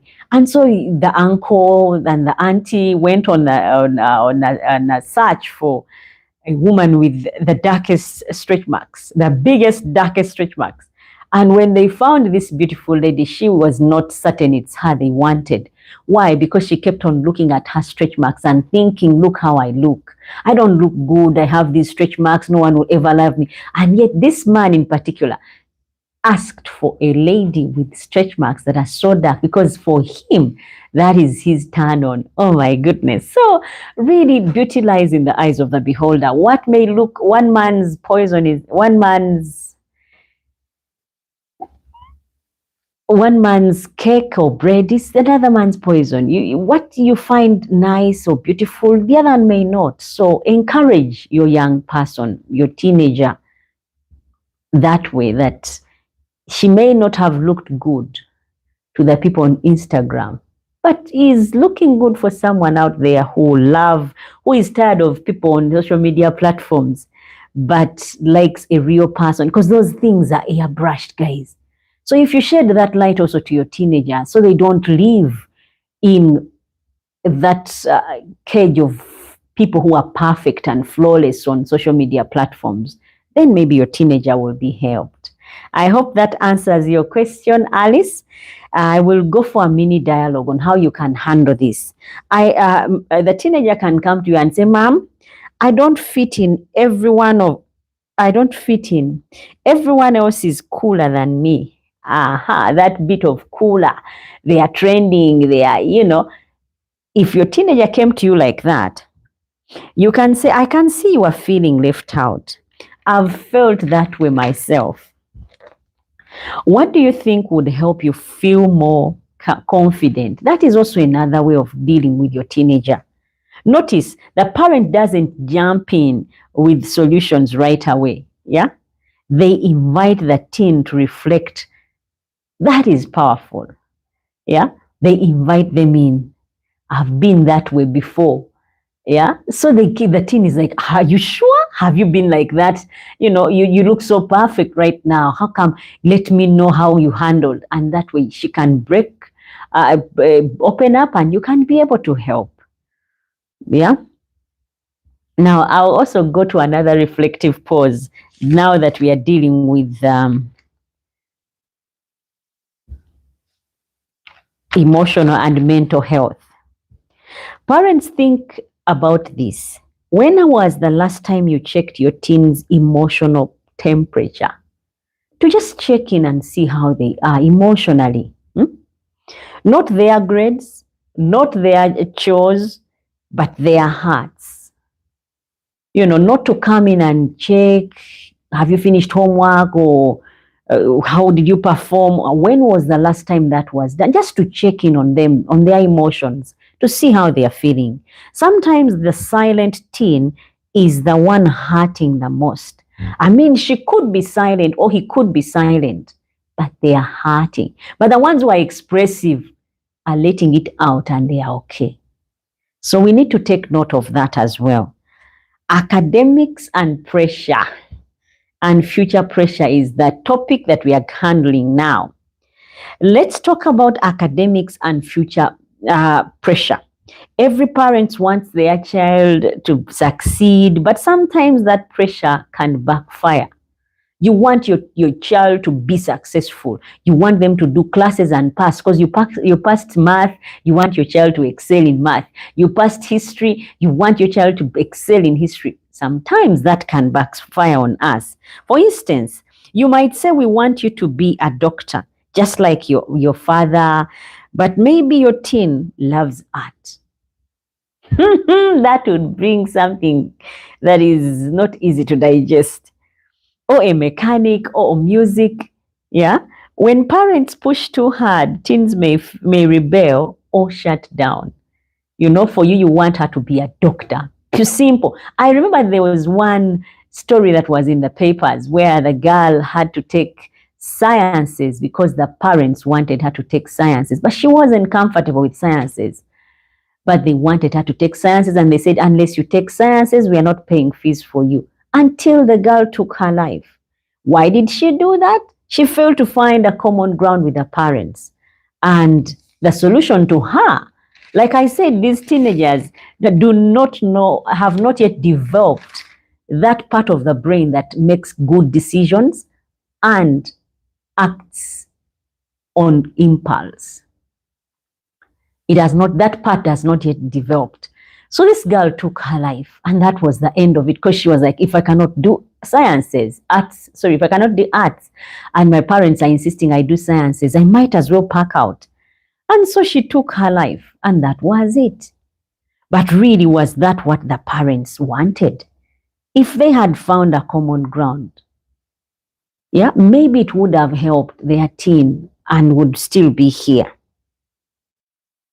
When parents push too hard, teens may rebel or shut down. That is something I hope someone will take. And I'll give you a story. There was a boy once who I knew that wanted to study graphic design. Yeah, that boy wanted to do graphic design, but his parents forced him into engineering.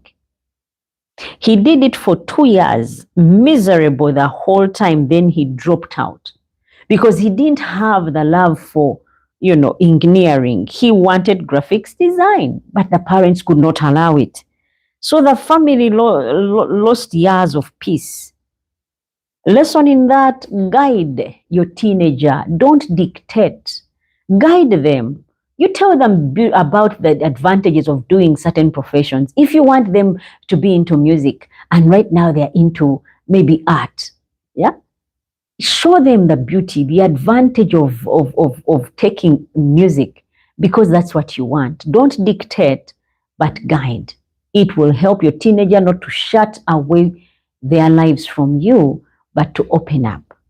Now, also Rebecca said, my son wants to pursue music, but I feel he won't make money. Should I stop him?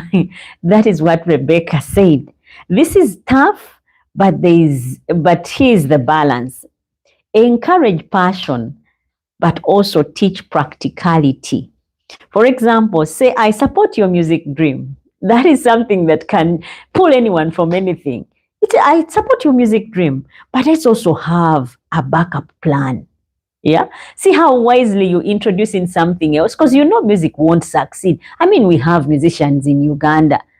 Yeah. But it's not easy to make it up on top. So you can give examples. Yeah. But also encourage him to have a backup plan in case this doesn't work out. How about if you do, try and pursue something else? Maybe study sound engineering or business alongside your music. You see, you're not diverting him completely from what he wants, but you're telling me, if you're going to do music, then you love music, then maybe you do sound engineering, because you're not only singing, but you also know how sound works. That will, or you tell him to do some business alongside the music. Yeah. That way they feel hard, and you also prepare them for reality. Because I've seen many people pursuing the career of music, even those who, I don't know whether it sounds easier for teenagers, like rapping, singing. You find them, in bathrooms singing and putting chains around their necks and practicing. They feel it. And you also need to be able to dig that when your teenager is at that place. That way you can easily show them the other part of life and introduce reality to them. Again, I'll bring in the reflective pause. Parents, ask yourself, am I pushing my child towards my dream or supporting their dream? That is a question that I want us to reflect on as parents. That question can change everything. Yeah. Once you've asked yourself that and are able to answer it, am I pushing my child towards my dream, or am I guiding them into who they can best become? Many times when we have failed as parents, we've failed in our careers, we didn't get certain things, we wish the best to our children, but they don't understand it. They want what they want. And you can only but, be supportive. That question can change everything to every parent that is listening. Friendships and dating and peer influence is what we are handling next. I had listed quite a number of things to talk about. Now we are handling friendship and peer influence. Now on to a sensitive one: friendship, dating, and peer influence. During the teenage years, friends often matter more to teenagers than family. I don't know whether you guys have noticed that, but friendships always, or friends often matter more to teenagers than family. I know of those people who don't even want to go home because they are going to be leaving their friends. It's just a phase in their life where they feel like they can connect with these people more than they connect to family. Why? Because they are the same age, they are going through the same thing of hormones, and so they feel like this friend is better than everything. It's like my world. And so the more you said stay away from this person, the more they cling on to them. So that is also something to note and to also understand about teenagers. During the teenage years, it doesn't matter, they don't love you. It doesn't mean they don't love you when they are more into their friends. It just means that they are learning to socialize outside the home. They are just learning to socialize outside home. They start even calling themselves besties, friends forever. And after a slight thing, you find that besties are over and friends forever is no more. But yes, sometimes they make poor choices in friends as well. Silva is a person that I met also on my quest, and Silva says, my daughter's new friend is always in trouble at school. I'm scared she will follow her path. What do I do? And that's a good question from Silva. Here's the trap many parents fall into. I forbid you from seeing her. That is a trap that we fall into with our teenagers. That rarely works. It often pushes teenagers closer to their friends. You know, when you tell them, I forbid you from seeing that boy, I forbid you from being with that girl, they normally just even become tighter and more secretive. Instead, get curious, invite the friend over, watch their behaviors. Yeah, there's living on assumption that that is not a good friend because probably of the way they dress or the way they look. But if you spend time with them, you would either find out that you are wrong, or even your daughter will be able to see, because then you expose their bad manners or bad behaviors, and so your daughter is able to make a clearer choice. Guide your child to see the consequences for themselves. When we guide our teenagers to see for themselves what is wrong and to stay away, it is better than telling them, I forbid you. I don't want you to ever go there. Don't ever speak to that one. Because they're at that age where they feel like, then what will you do if I do? They find ways of keeping and maintaining their friendships. Most teens learn from their own observations, not lectures. They observe.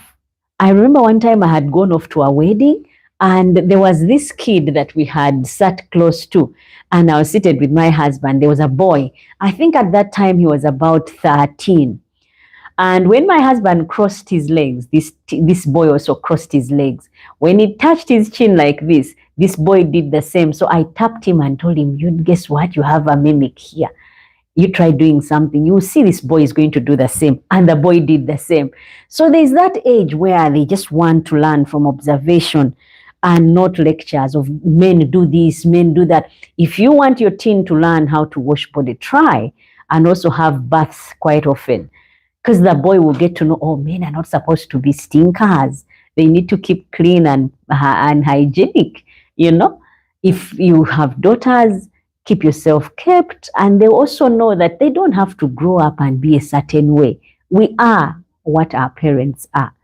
If your parent is depressed, your child is likely to come out that way as well.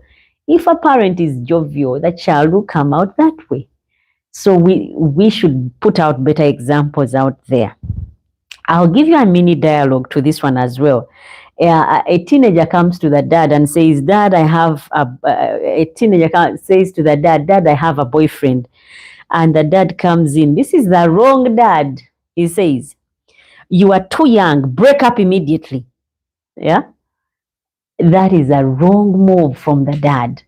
Very wrong. And then there's a better dad who comes in and says, "Thanks for trusting me enough to tell me, can we talk about what a healthy relationship looks like?" That is a good dad. He's taking time not to be judgmental, not to be quick in pushing away, but he's taking also the time, yeah, to invite the teenager to open up and get to see, are you really making the best decision? Like I remember today we were talking with my teens, and one of them asked, "What if I brought home a boy with tight pants?" And it's trending now. But if I brought home a boy with tight pants and kept hair, and to me that boy looks good, what would you think if that boy was to ask for my hand in marriage?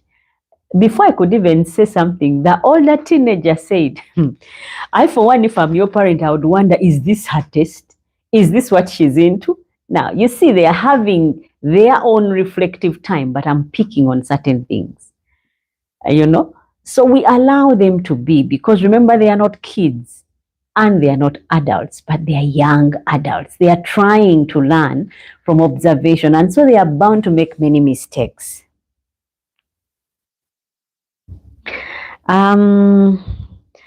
Parents, here's the key. Talk about love with your children. Let us stop this habit of saying, sex is bad, is bad. You know, they can grow up and really think that is something they need to stay away from, that it's evil, that it is bad. It is not bad, but show them the light, that in the right time, with the right person, in the right place, it is okay. But while you're still juggling books, you need to think through, are you ready to become a mom? Is the person you're messing around with, are they ready to become fathers? Yeah. And if they are not, then stay away from playing house.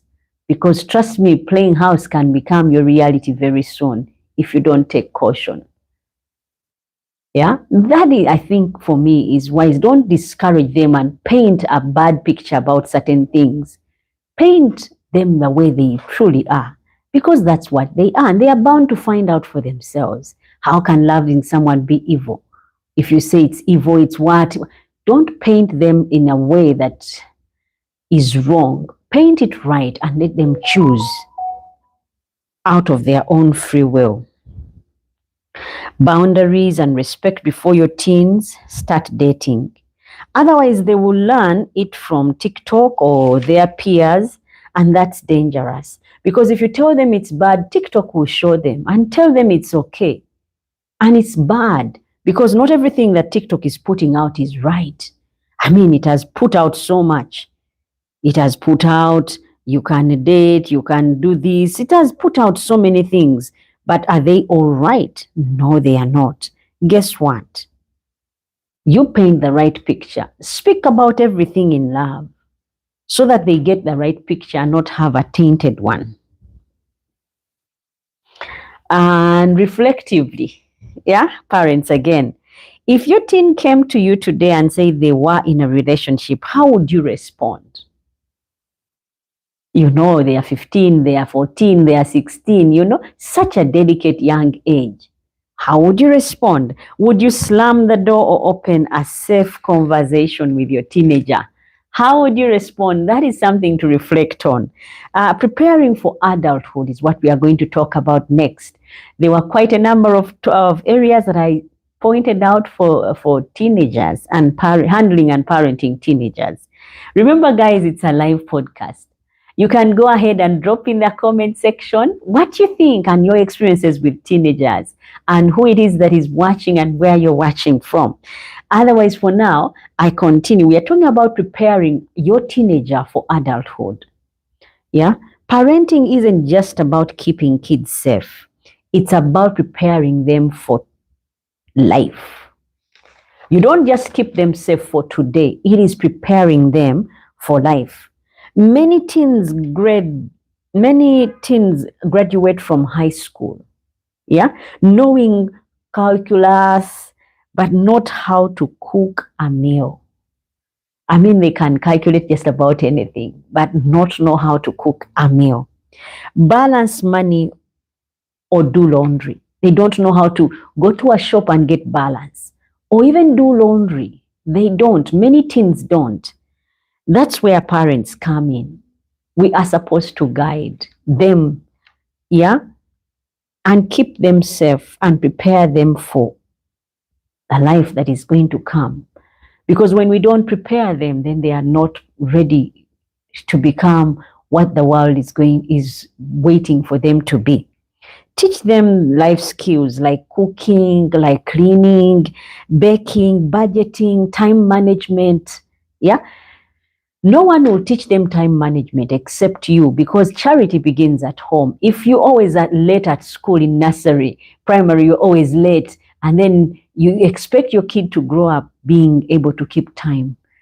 Talk about it and make sure it starts at a place from home. Yeah, teach them about time management, conflict resolution. These skills build independence and confidence in a teenager. I'll tell you a story. I knew of a girl who went to college and had never washed her clothes or learned to cook. But there she was in college. She cried on the phone to her mom because she ruined half of her wardrobe. Simple skills at home could have saved her embarrassment. She couldn't wash, and yet in college no one washes for you. She couldn't cook, and yet there are times you want to whip up something good for yourself and eat a different meal from what the school is serving. So that girl also had a tough time simply because the parents groomed this child all the way from young up to college without preparing them with any skills that would help them. But the parents were excited. My kid is going off to college, and that is where it all came down from. Now, Christine said, my son is 17. He refuses to do chores. He says that that's your job, mom. How can I change this? That is what Christine wrote and said. And I would say a simple answer, don't do it for him. I know it sounds ridiculous, but don't do it for him. Give him responsibility and let him face the results. If he doesn't wash his clothes, he wears dirty ones. Simple. He doesn't wash, let him wear dirty clothes. Yeah. If he doesn't clean his room, let him live in a mess until he decides to do something, until he decides it's unbearable. Then let him clean.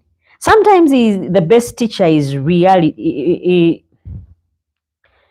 In reality, is not nagging. It is actually letting go and letting life take its course. I know my daughter, my daughter's bedroom, I go there, I don't clean. Even if she forgets something on the floor, I leave it there purposefully or intentionally. Why? Because I want her to know that if that's the kind of room that she wants to come back to, that is how she will find it. But if she wants to come back to a clean room, let her clean it. So I leave the room. Sometimes for a month until I see that she has done something about it or they've done something about their rooms. I don't. You have to take the initiative of helping yourself before you can actually get help. Like I say, the best teacher is in reality is not nagging. It's just taking a step back and letting things sort themselves out. Now, someone would say, what about the really tough ones? Lying, rebellion, tech addiction, or failure. How do you handle those? Yeah. First, lying. Most teens lie. Yeah. Most teens lie because they are evil. Not because they are evil, but because they fear overreaction. That is why most teenagers lie. You ask them, where were you?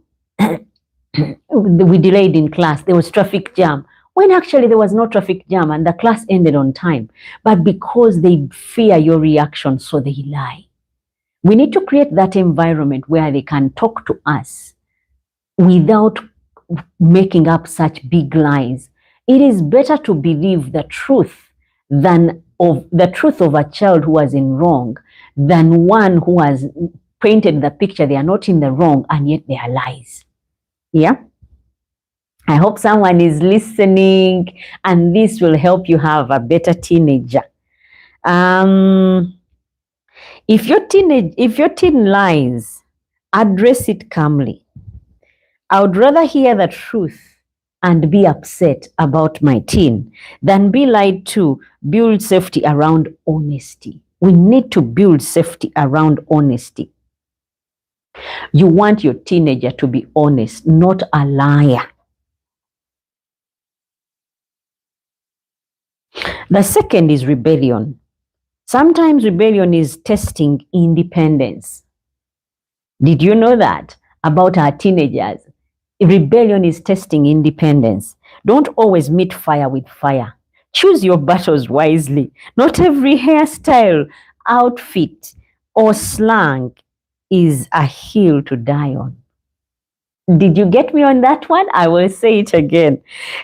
Choose your battles wisely with teenagers. Not every hairstyle. Like your teenager comes home and has cut somewhere here and left this bit or left the back bit and cut here. Not every battle is yours to fight. Not every hairstyle or outfit or slang is a hill to die on. Some of these, just let them go. They are just a phase. Just a phase. Like I remember with my teenage daughter, because she goes to school with Indians, she saw how the Indians, when they have their festivals, paint themselves and they put color all over. So she came home with henna all over. Yeah. And it looked good on her, but I was like, okay, now let me wait until they get to school and the school asks her why she has those, to try and get them off. I've never had anyway that experience again, but I didn't lash out as in, you went to school, how come you came back with this? Everything, like I said, not every hill is for you to die on. You let some go flat. And now the third one is technology. Screen addiction. Guys, screen addiction is real. Instead of endless fights, set family tech time, family tech rules. Phone-free dinners, no screens after midnight. I remember my husband would take off the power, take off power at a certain time. And when you say get in bed, and they are not listening, he would go take off the main switch and everyone will find themselves in bed. We did that for some time until they knew when daddy says it's this time in bed, we are all supposed to be in bed, they go off to bed. So you don't fight as much. It becomes something that they adapt to. Yeah. And model yourself, if I may say. Teens watch what you do more than what you say. Model yourself. You want a teenager that comes home on time. Come on home on time. You want a teenager that is clean. Be clean. Keep a clean environment. That way you can. I remember one of my boys came home and came in with shoes, and there was mud under his shoes. He ran. I was in the kitchen. He ran, got a broom, and quickly came back and swept. And I was wondering, did the dad come back and tell him to clean, or did something happen? Only to find out much later that he had come in with shoes. So the house was clean and did the cleaning without me saying a word. So sometimes we have to model our lives, yeah, what we want, because teenagers learn more from what they see than what they are told. Finally, we will talk about failure. Parents let teens fail.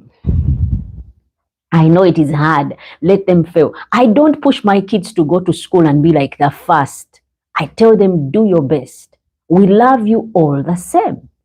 Remember, school has its own weight already. It has its weight where you feel like when you perform badly, it's already making you feel bad. I remember when we were in school with my sisters, we would come home. One time, one of my sisters, the one who follows me, had not performed well. And on her report card, they had written, I think she was the 89th or something from Namugongo. And what she did is put a zero. I think she was the 83rd. Put a zero, white out in front of 8 and put a zero, and then left number 3. Oh, and my mom was over the moon. My daughter was the best. She was the 3rd in class. We have to get her something, because out of those many students, she performed the best and was treating my sister very well, saying she wants to do chores, she wants to do this, let her say, order what she wants to eat and it will be brought. And the rest of you, I'm going to cane you if you didn't perform well.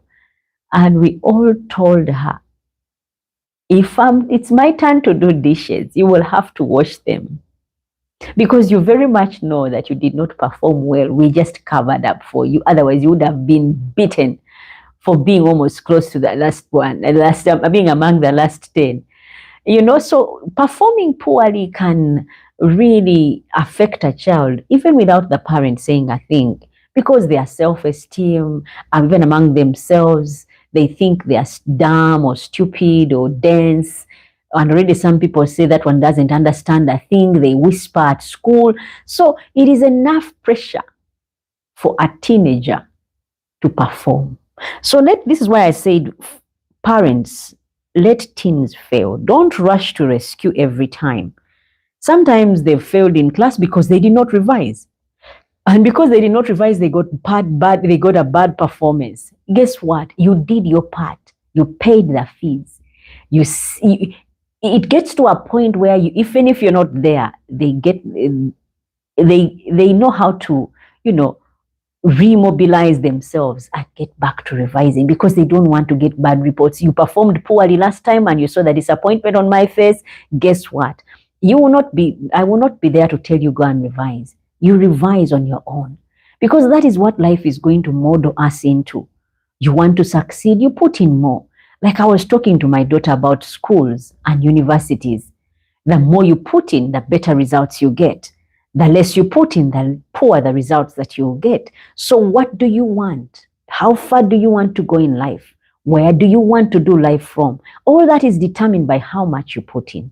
Because if you put in so much and the results are good, government will take you and it will sponsor you. Universities will take you. They will sponsor you. Perform mediocre or poorly. Guess what? No one will want you. We will have to find places begging to see if they can squeeze you in. So here is the niche. You let them, life teach them. So let us not rush quickly to rescue them every time. Let them learn from their mistakes. If they fail a test, miss a deadline or lose a game, let them sit with that pain. Failure is a better teacher than comfort. I remember we had a birthday sometime last year, and we had some people over and we had a game. And all my kids, the younger ones, got involved, and we were not showing any mercy. I mean, we were going all in. If it is racing, going all in against them. And the visitor said, but I notice how you people handle your kids.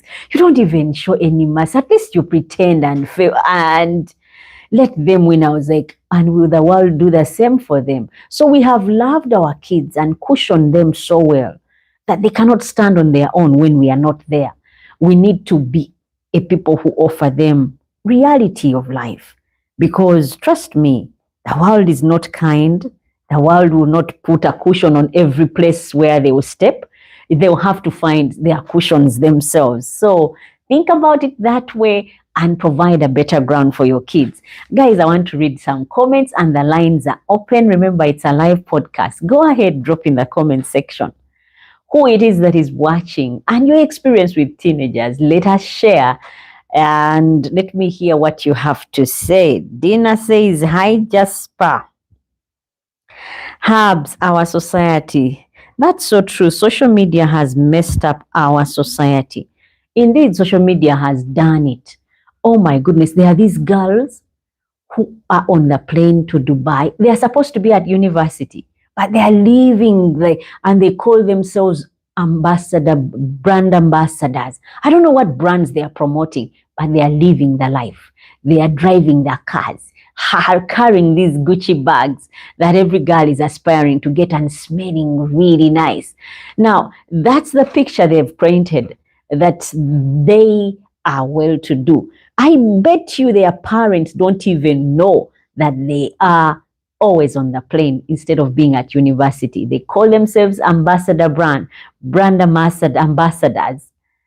But really, what brand is that they are promoting that can make them afford such a lifestyle? Social media has outdone itself. It is a live podcast, and I agree with Hubs, our society. Yeah, with Hubs. That society, social media has messed up our society.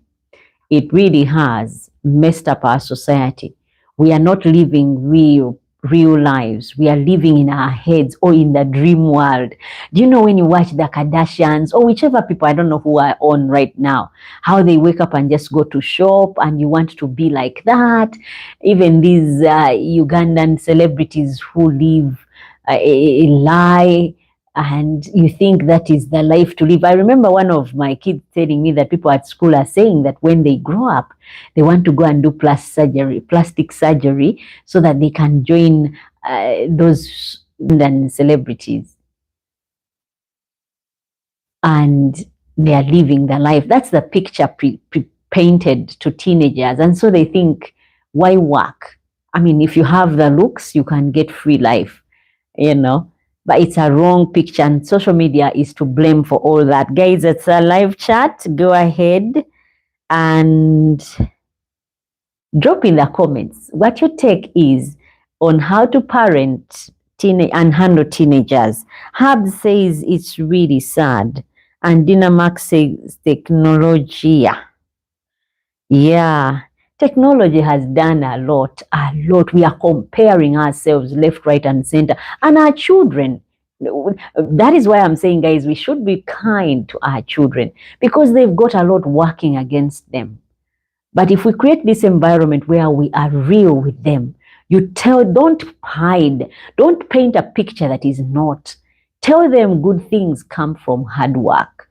This place of saying someone just went to university and all of a sudden they are brand ambassadors driving cars. Do you know how much it costs to buy a car? But your parents take you to university, next thing you're driving, next thing you're on the plane every weekend. Really, that's a job because you're a brand ambassador. What brand is that you're promoting outside the country or every weekend? It's a live chat, guys. Go ahead, drop in the comment section what you think. And so far, if what you've heard, you've liked, go ahead and like. And if you're not subscribed, go ahead and subscribe. And together we can be keeping on chatting Fridays. Otherwise, I'm reading Dina saying technology. Yeah, technology has done the worst. I know it has got its good, but it's done the worst. It's brought everything so close for comfort.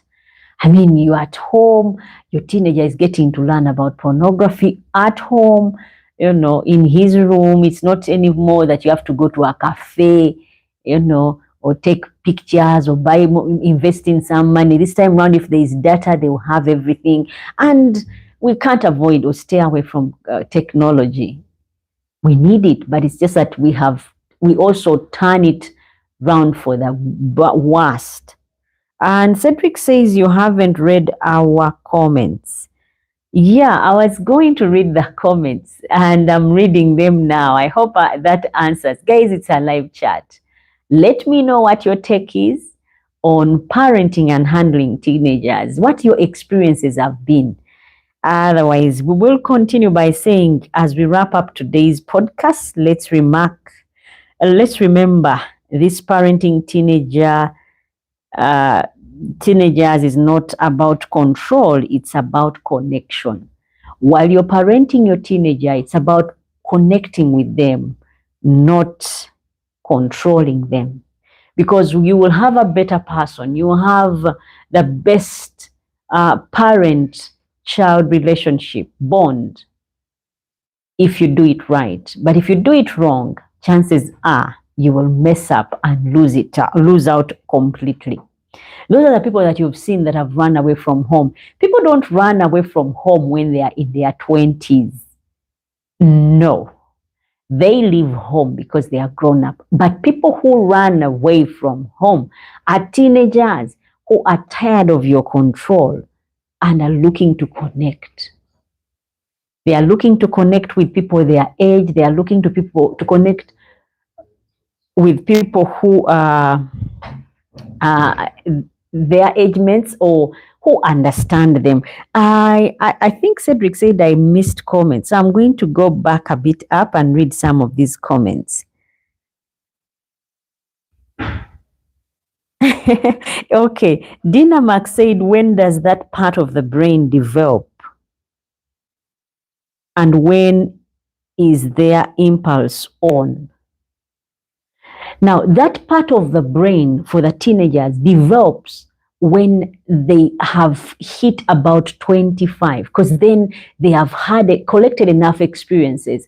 They have gathered enough from observation, because remember, teenage age, they are observing and learning. While they were kids, they were being told what to do. Teenage age, they are observing and learning. And from the age of 25, 20, 24, 23 there, they've learned, they've observed, and now they can make choices, and at least reasonable choices. I was actually thinking, many marriages that have started off when people are teenagers, there's a time I met a teenager who was a lady who was 21, and she had been married for 3 years. So I was trying to do the math. When was her first marriage? She said she was 16. She ran away from home and got married. And I was like, wasn't that too early? No wonder it ended up into separation. Then the second one was at 18, when she was of age. Then she left the other one and got someone else. And that also didn't work out. Now at 21, she married at 20. And she said, this one now, at least I know what I'm doing. So that, Dina, when you ask when does that part of the brain develop, it's when they are about at least 23, 24. There they've learned enough from observation and what they've been taught. Now life is teaching them and they are learning. But learning in life doesn't stop. Maggie says, Nakamate. Maggie Nakamate says, thanks so much for these wonderful words for all parents. You're welcome, Maggie. Thank you so much for the comment. And Cedric says, hello, everyone. Maggie Nakamate says, my first day to meet this program, but it's educative. Thank you so much, Maggie. And Cedric says, teenagers, banange tuyambe. Yeah, I hope this has been helpful for those of you who have teenagers who cannot connect. I will know there is a particular lady who has had it with her teens, that to some point they think she's not even their friend, she doesn't love them, and yet this lady has given everything for her kids. But it's just a stage. How you respond to it is how your teenagers will be. They know you love them.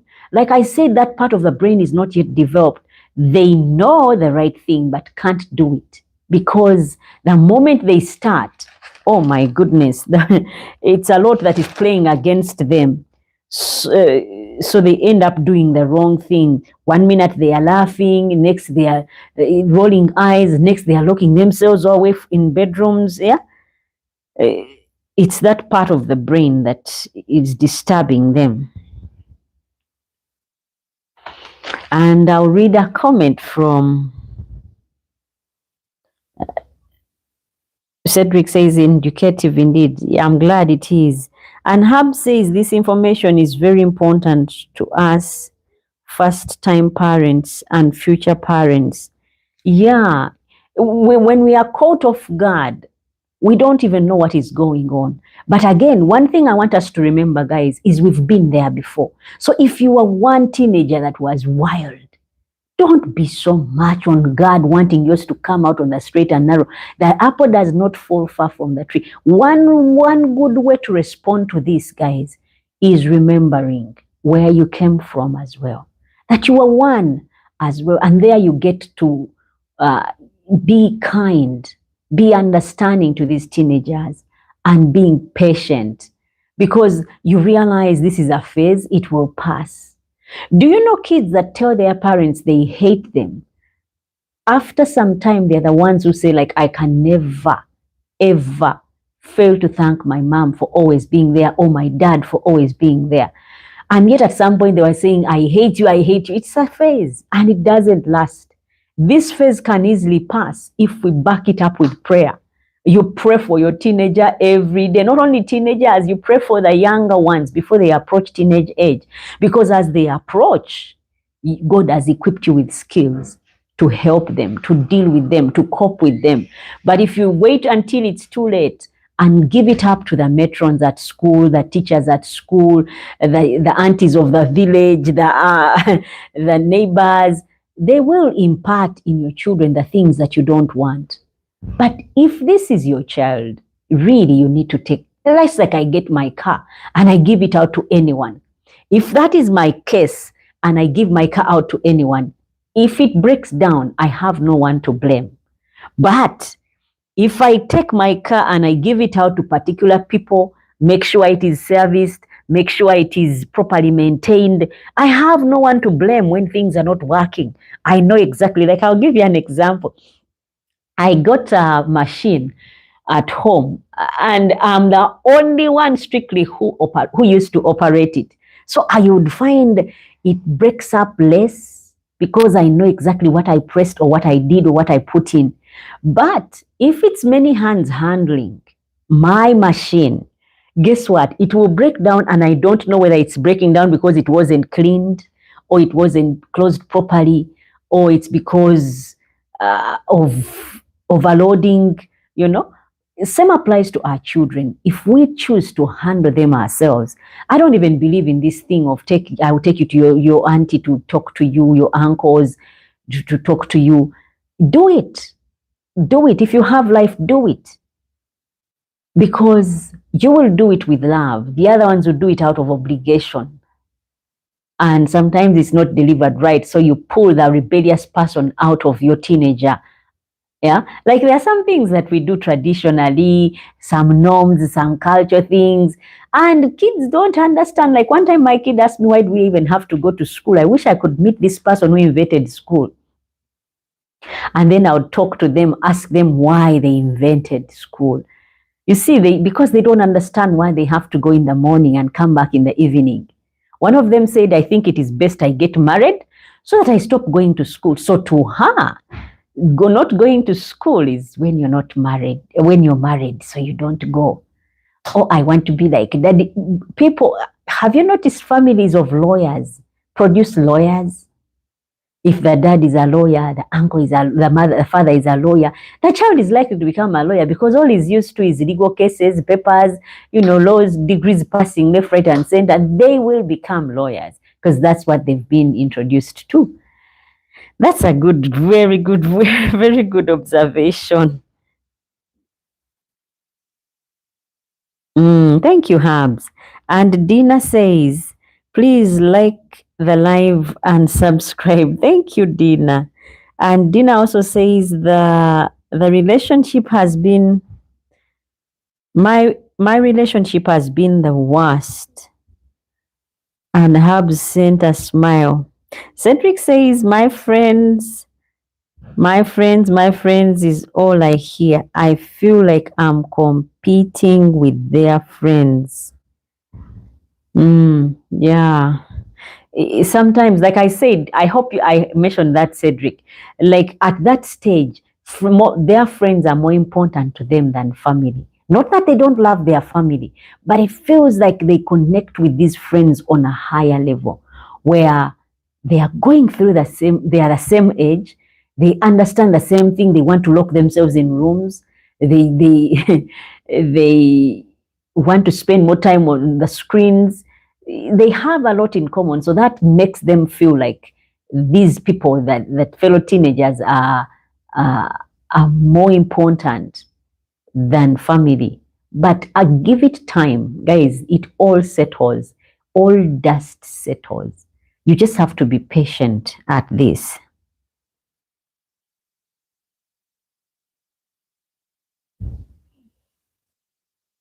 Mm. And I think at this I've covered ground. And Dina Max says, no, there are some left out. I think I've covered them now, Dina. Otherwise, I hope there is no ground untouched. And I hope you have been blessed. Otherwise, if there's any other comment, it's a live chat. Go ahead, drop in the comment section what your take is, what your experience is with teenagers. That's an age we don't want to mess about. We want it to be okay. We want our teenagers to turn out okay. So if there is anything that you can share, guys, and let us, together raise our children to be a people that we can be proud of. Otherwise, your teen doesn't need you to be their best friend. That is something I hope everyone remembers. They don't need you at that stage to be their best friend. We as parents think, if I can make her my best friend, she wants to go out, you allow her. She wants to do this, you give her. She wants that, she doesn't need you to be her best friend. Not, guys. They need you to be their safe guide. We tend to switch those two. I think out of loving our children too much, or thinking that if we are best friends, things work out different. I saw some program on TV where the woman had dressed the daughter with a whole bust out, and they were going out to the pub with the mom to club. And the father saw them and said, how could you dress your own daughter like that? And the mother is like, she's pretty. Why not show off what she's got? And that's what the mom was saying. And that is the mom who had dressed her up like that. So you need to remember that your teenager is not looking at you being their best friend, is rather looking to you to be their safe guide, to guide them through life, That way, at a later stage when everything is formed and developed, you can make the friendship. Girls who are 30, 40 years love their moms. Ladies who are that age love their moms because then they appreciate them more. Life has taught them what it has, and they come back to you, but not in the teenage age where you should be putting your foot down and saying, you know what? I don't think that is right. We should have handled it this way. Guiding. I said safe guide, not to dictate. Like I said, not to control, is what they are not looking for you to be controlling them, but rather guiding them.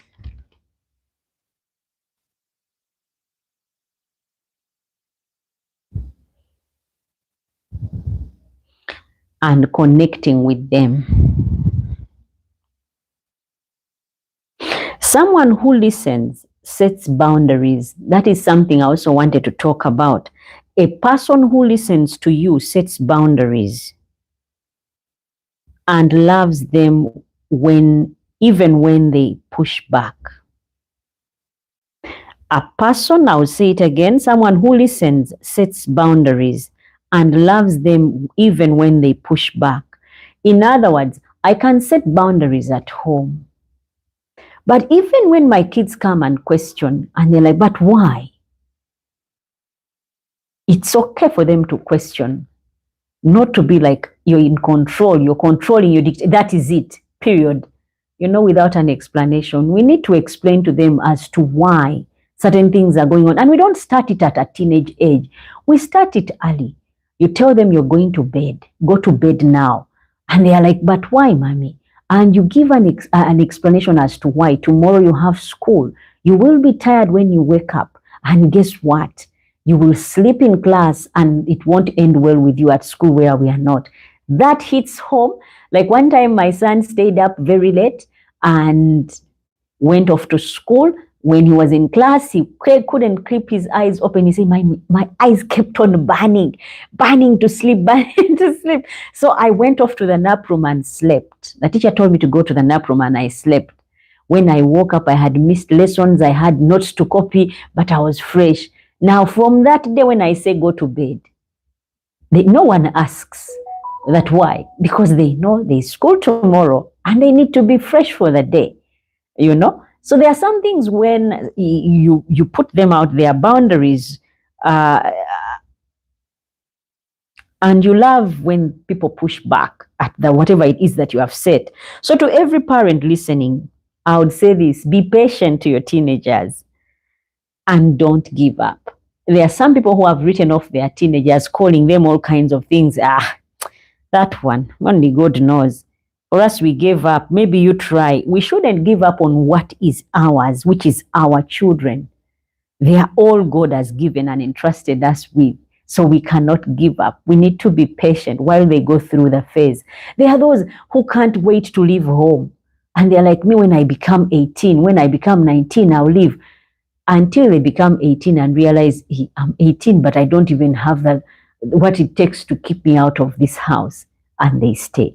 And then they become 19. They can say all kinds of things. We as parents, it's our part to play where we are forgiving, understanding, so that we can be able to raise them up. But I want to read Dina's comment. She said, if you are a poor single parent and the children act as if they are rich, how can you handle that? Now, I know some truths are hard to swallow, but this is what I believe. If I don't have money and my kids are acting as though we are the richest people, and yet I don't have money, I need to sit them down. First of all, the fear of God should always be at the base of everything, because you tell your children God detests the proud. And it is best to be who you are. If you're going to act around people as though you are something else that you're not, then those people are not your friends. They are not good for you. You need to have someone who will love you regardless of who you are and where you come from or what you are or what you have. So you play your part as the parent and always bring them back to reality. I know it's not an easy task, but reminding them the truth of who they are. But sometimes even us as parents have a part to play. We don't have, and so we plant in our children the ideas that they should aim for what is gold out there, not to settle for less. So they despise anyone who has less than what they have been offered. You understand? We need as parents to be real. Like, my child, I don't have. Yeah? But I don't want you to walk in lack. Work hard and get what it is that is yours. But there's a way as parents can also push our children to despise those who don't have because we don't have. You're like, my child, you see, we've suffered, we don't have. I don't want you to come home with a poor man. I don't want you to come home without this and this. So they start despising. By the time you think of changing that in them, they are already damaged. Like we have a saying in Uganda that if something has grown up, been planted, and it grows facing the wrong way, trying to straighten it can just break it. You've heard of it. That's a saying in Uganda, that if something has grown up the wrong way, if you try to straighten it, it will break. So we start at a certain place where we tell our children the honest truth and teach them about not walking in pride, but walking around humble. Reality is always good. If we always pretend about who we really are and where we come from, we will always be ashamed of who we are. But you embrace what you are. Teach them how to embrace what they are, that they don't have much. But I remember when I had just met my husband now, I used to tell him, I don't come from a powerful home family. I don't come from a rich family. If you're looking for someone who is set and wild and all that, I'm not one of them. So that he knew and embraces who I was. I didn't want him to think I come from this posh family, only to find out later, be disappointed and, drop me. So teach them to keep humble, because you lose nothing by embracing who you truly are while you wait to become something more better. That is why some of those people grow up and they despise people who are poor. You are poor, you didn't grow up very in a rich family, and then you don't want anyone who comes from the ghettos. You trash people, you despise people. It's all because of the upbringing. So we as parents still have a part to play in that one, to bring up our children in a way that reminds them of staying humble and kind. I hope that answers your question, Dina Max.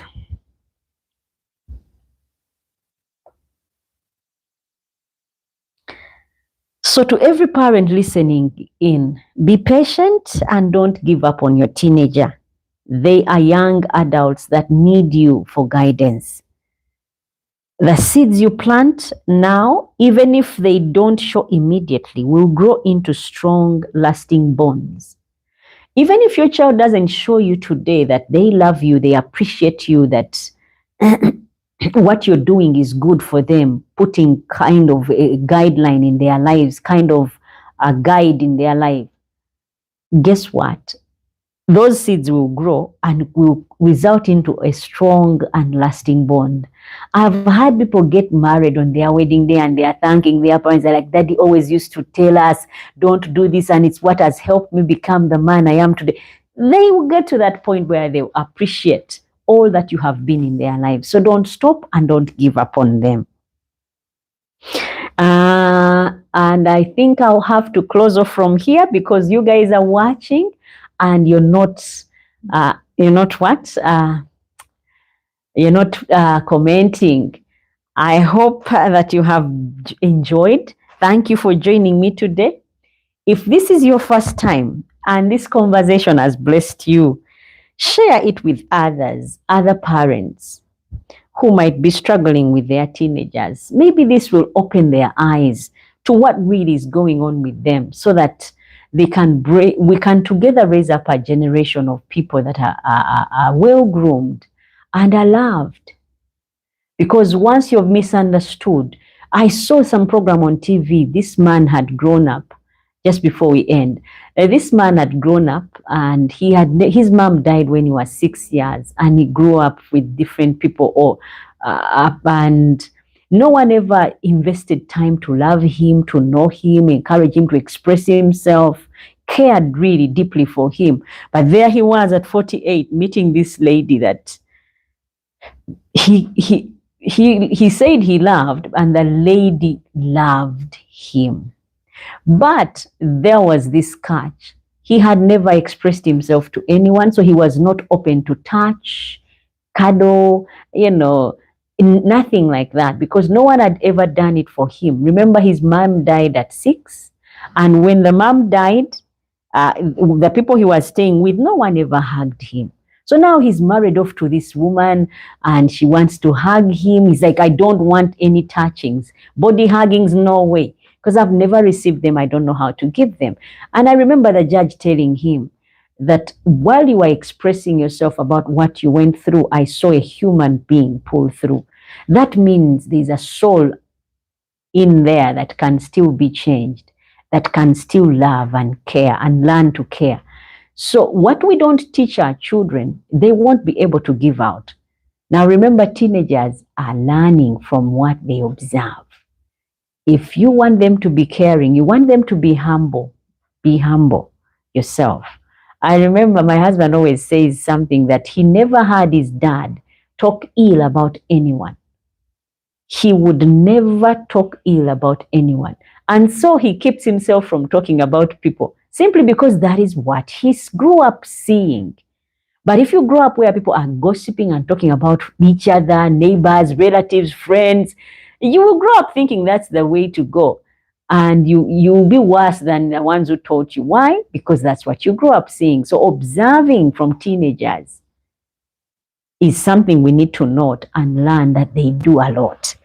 Now, thank you for joining me today. If this conversation has blessed you in any way, shape, and form, share it with another parent who might be struggling with their teenagers.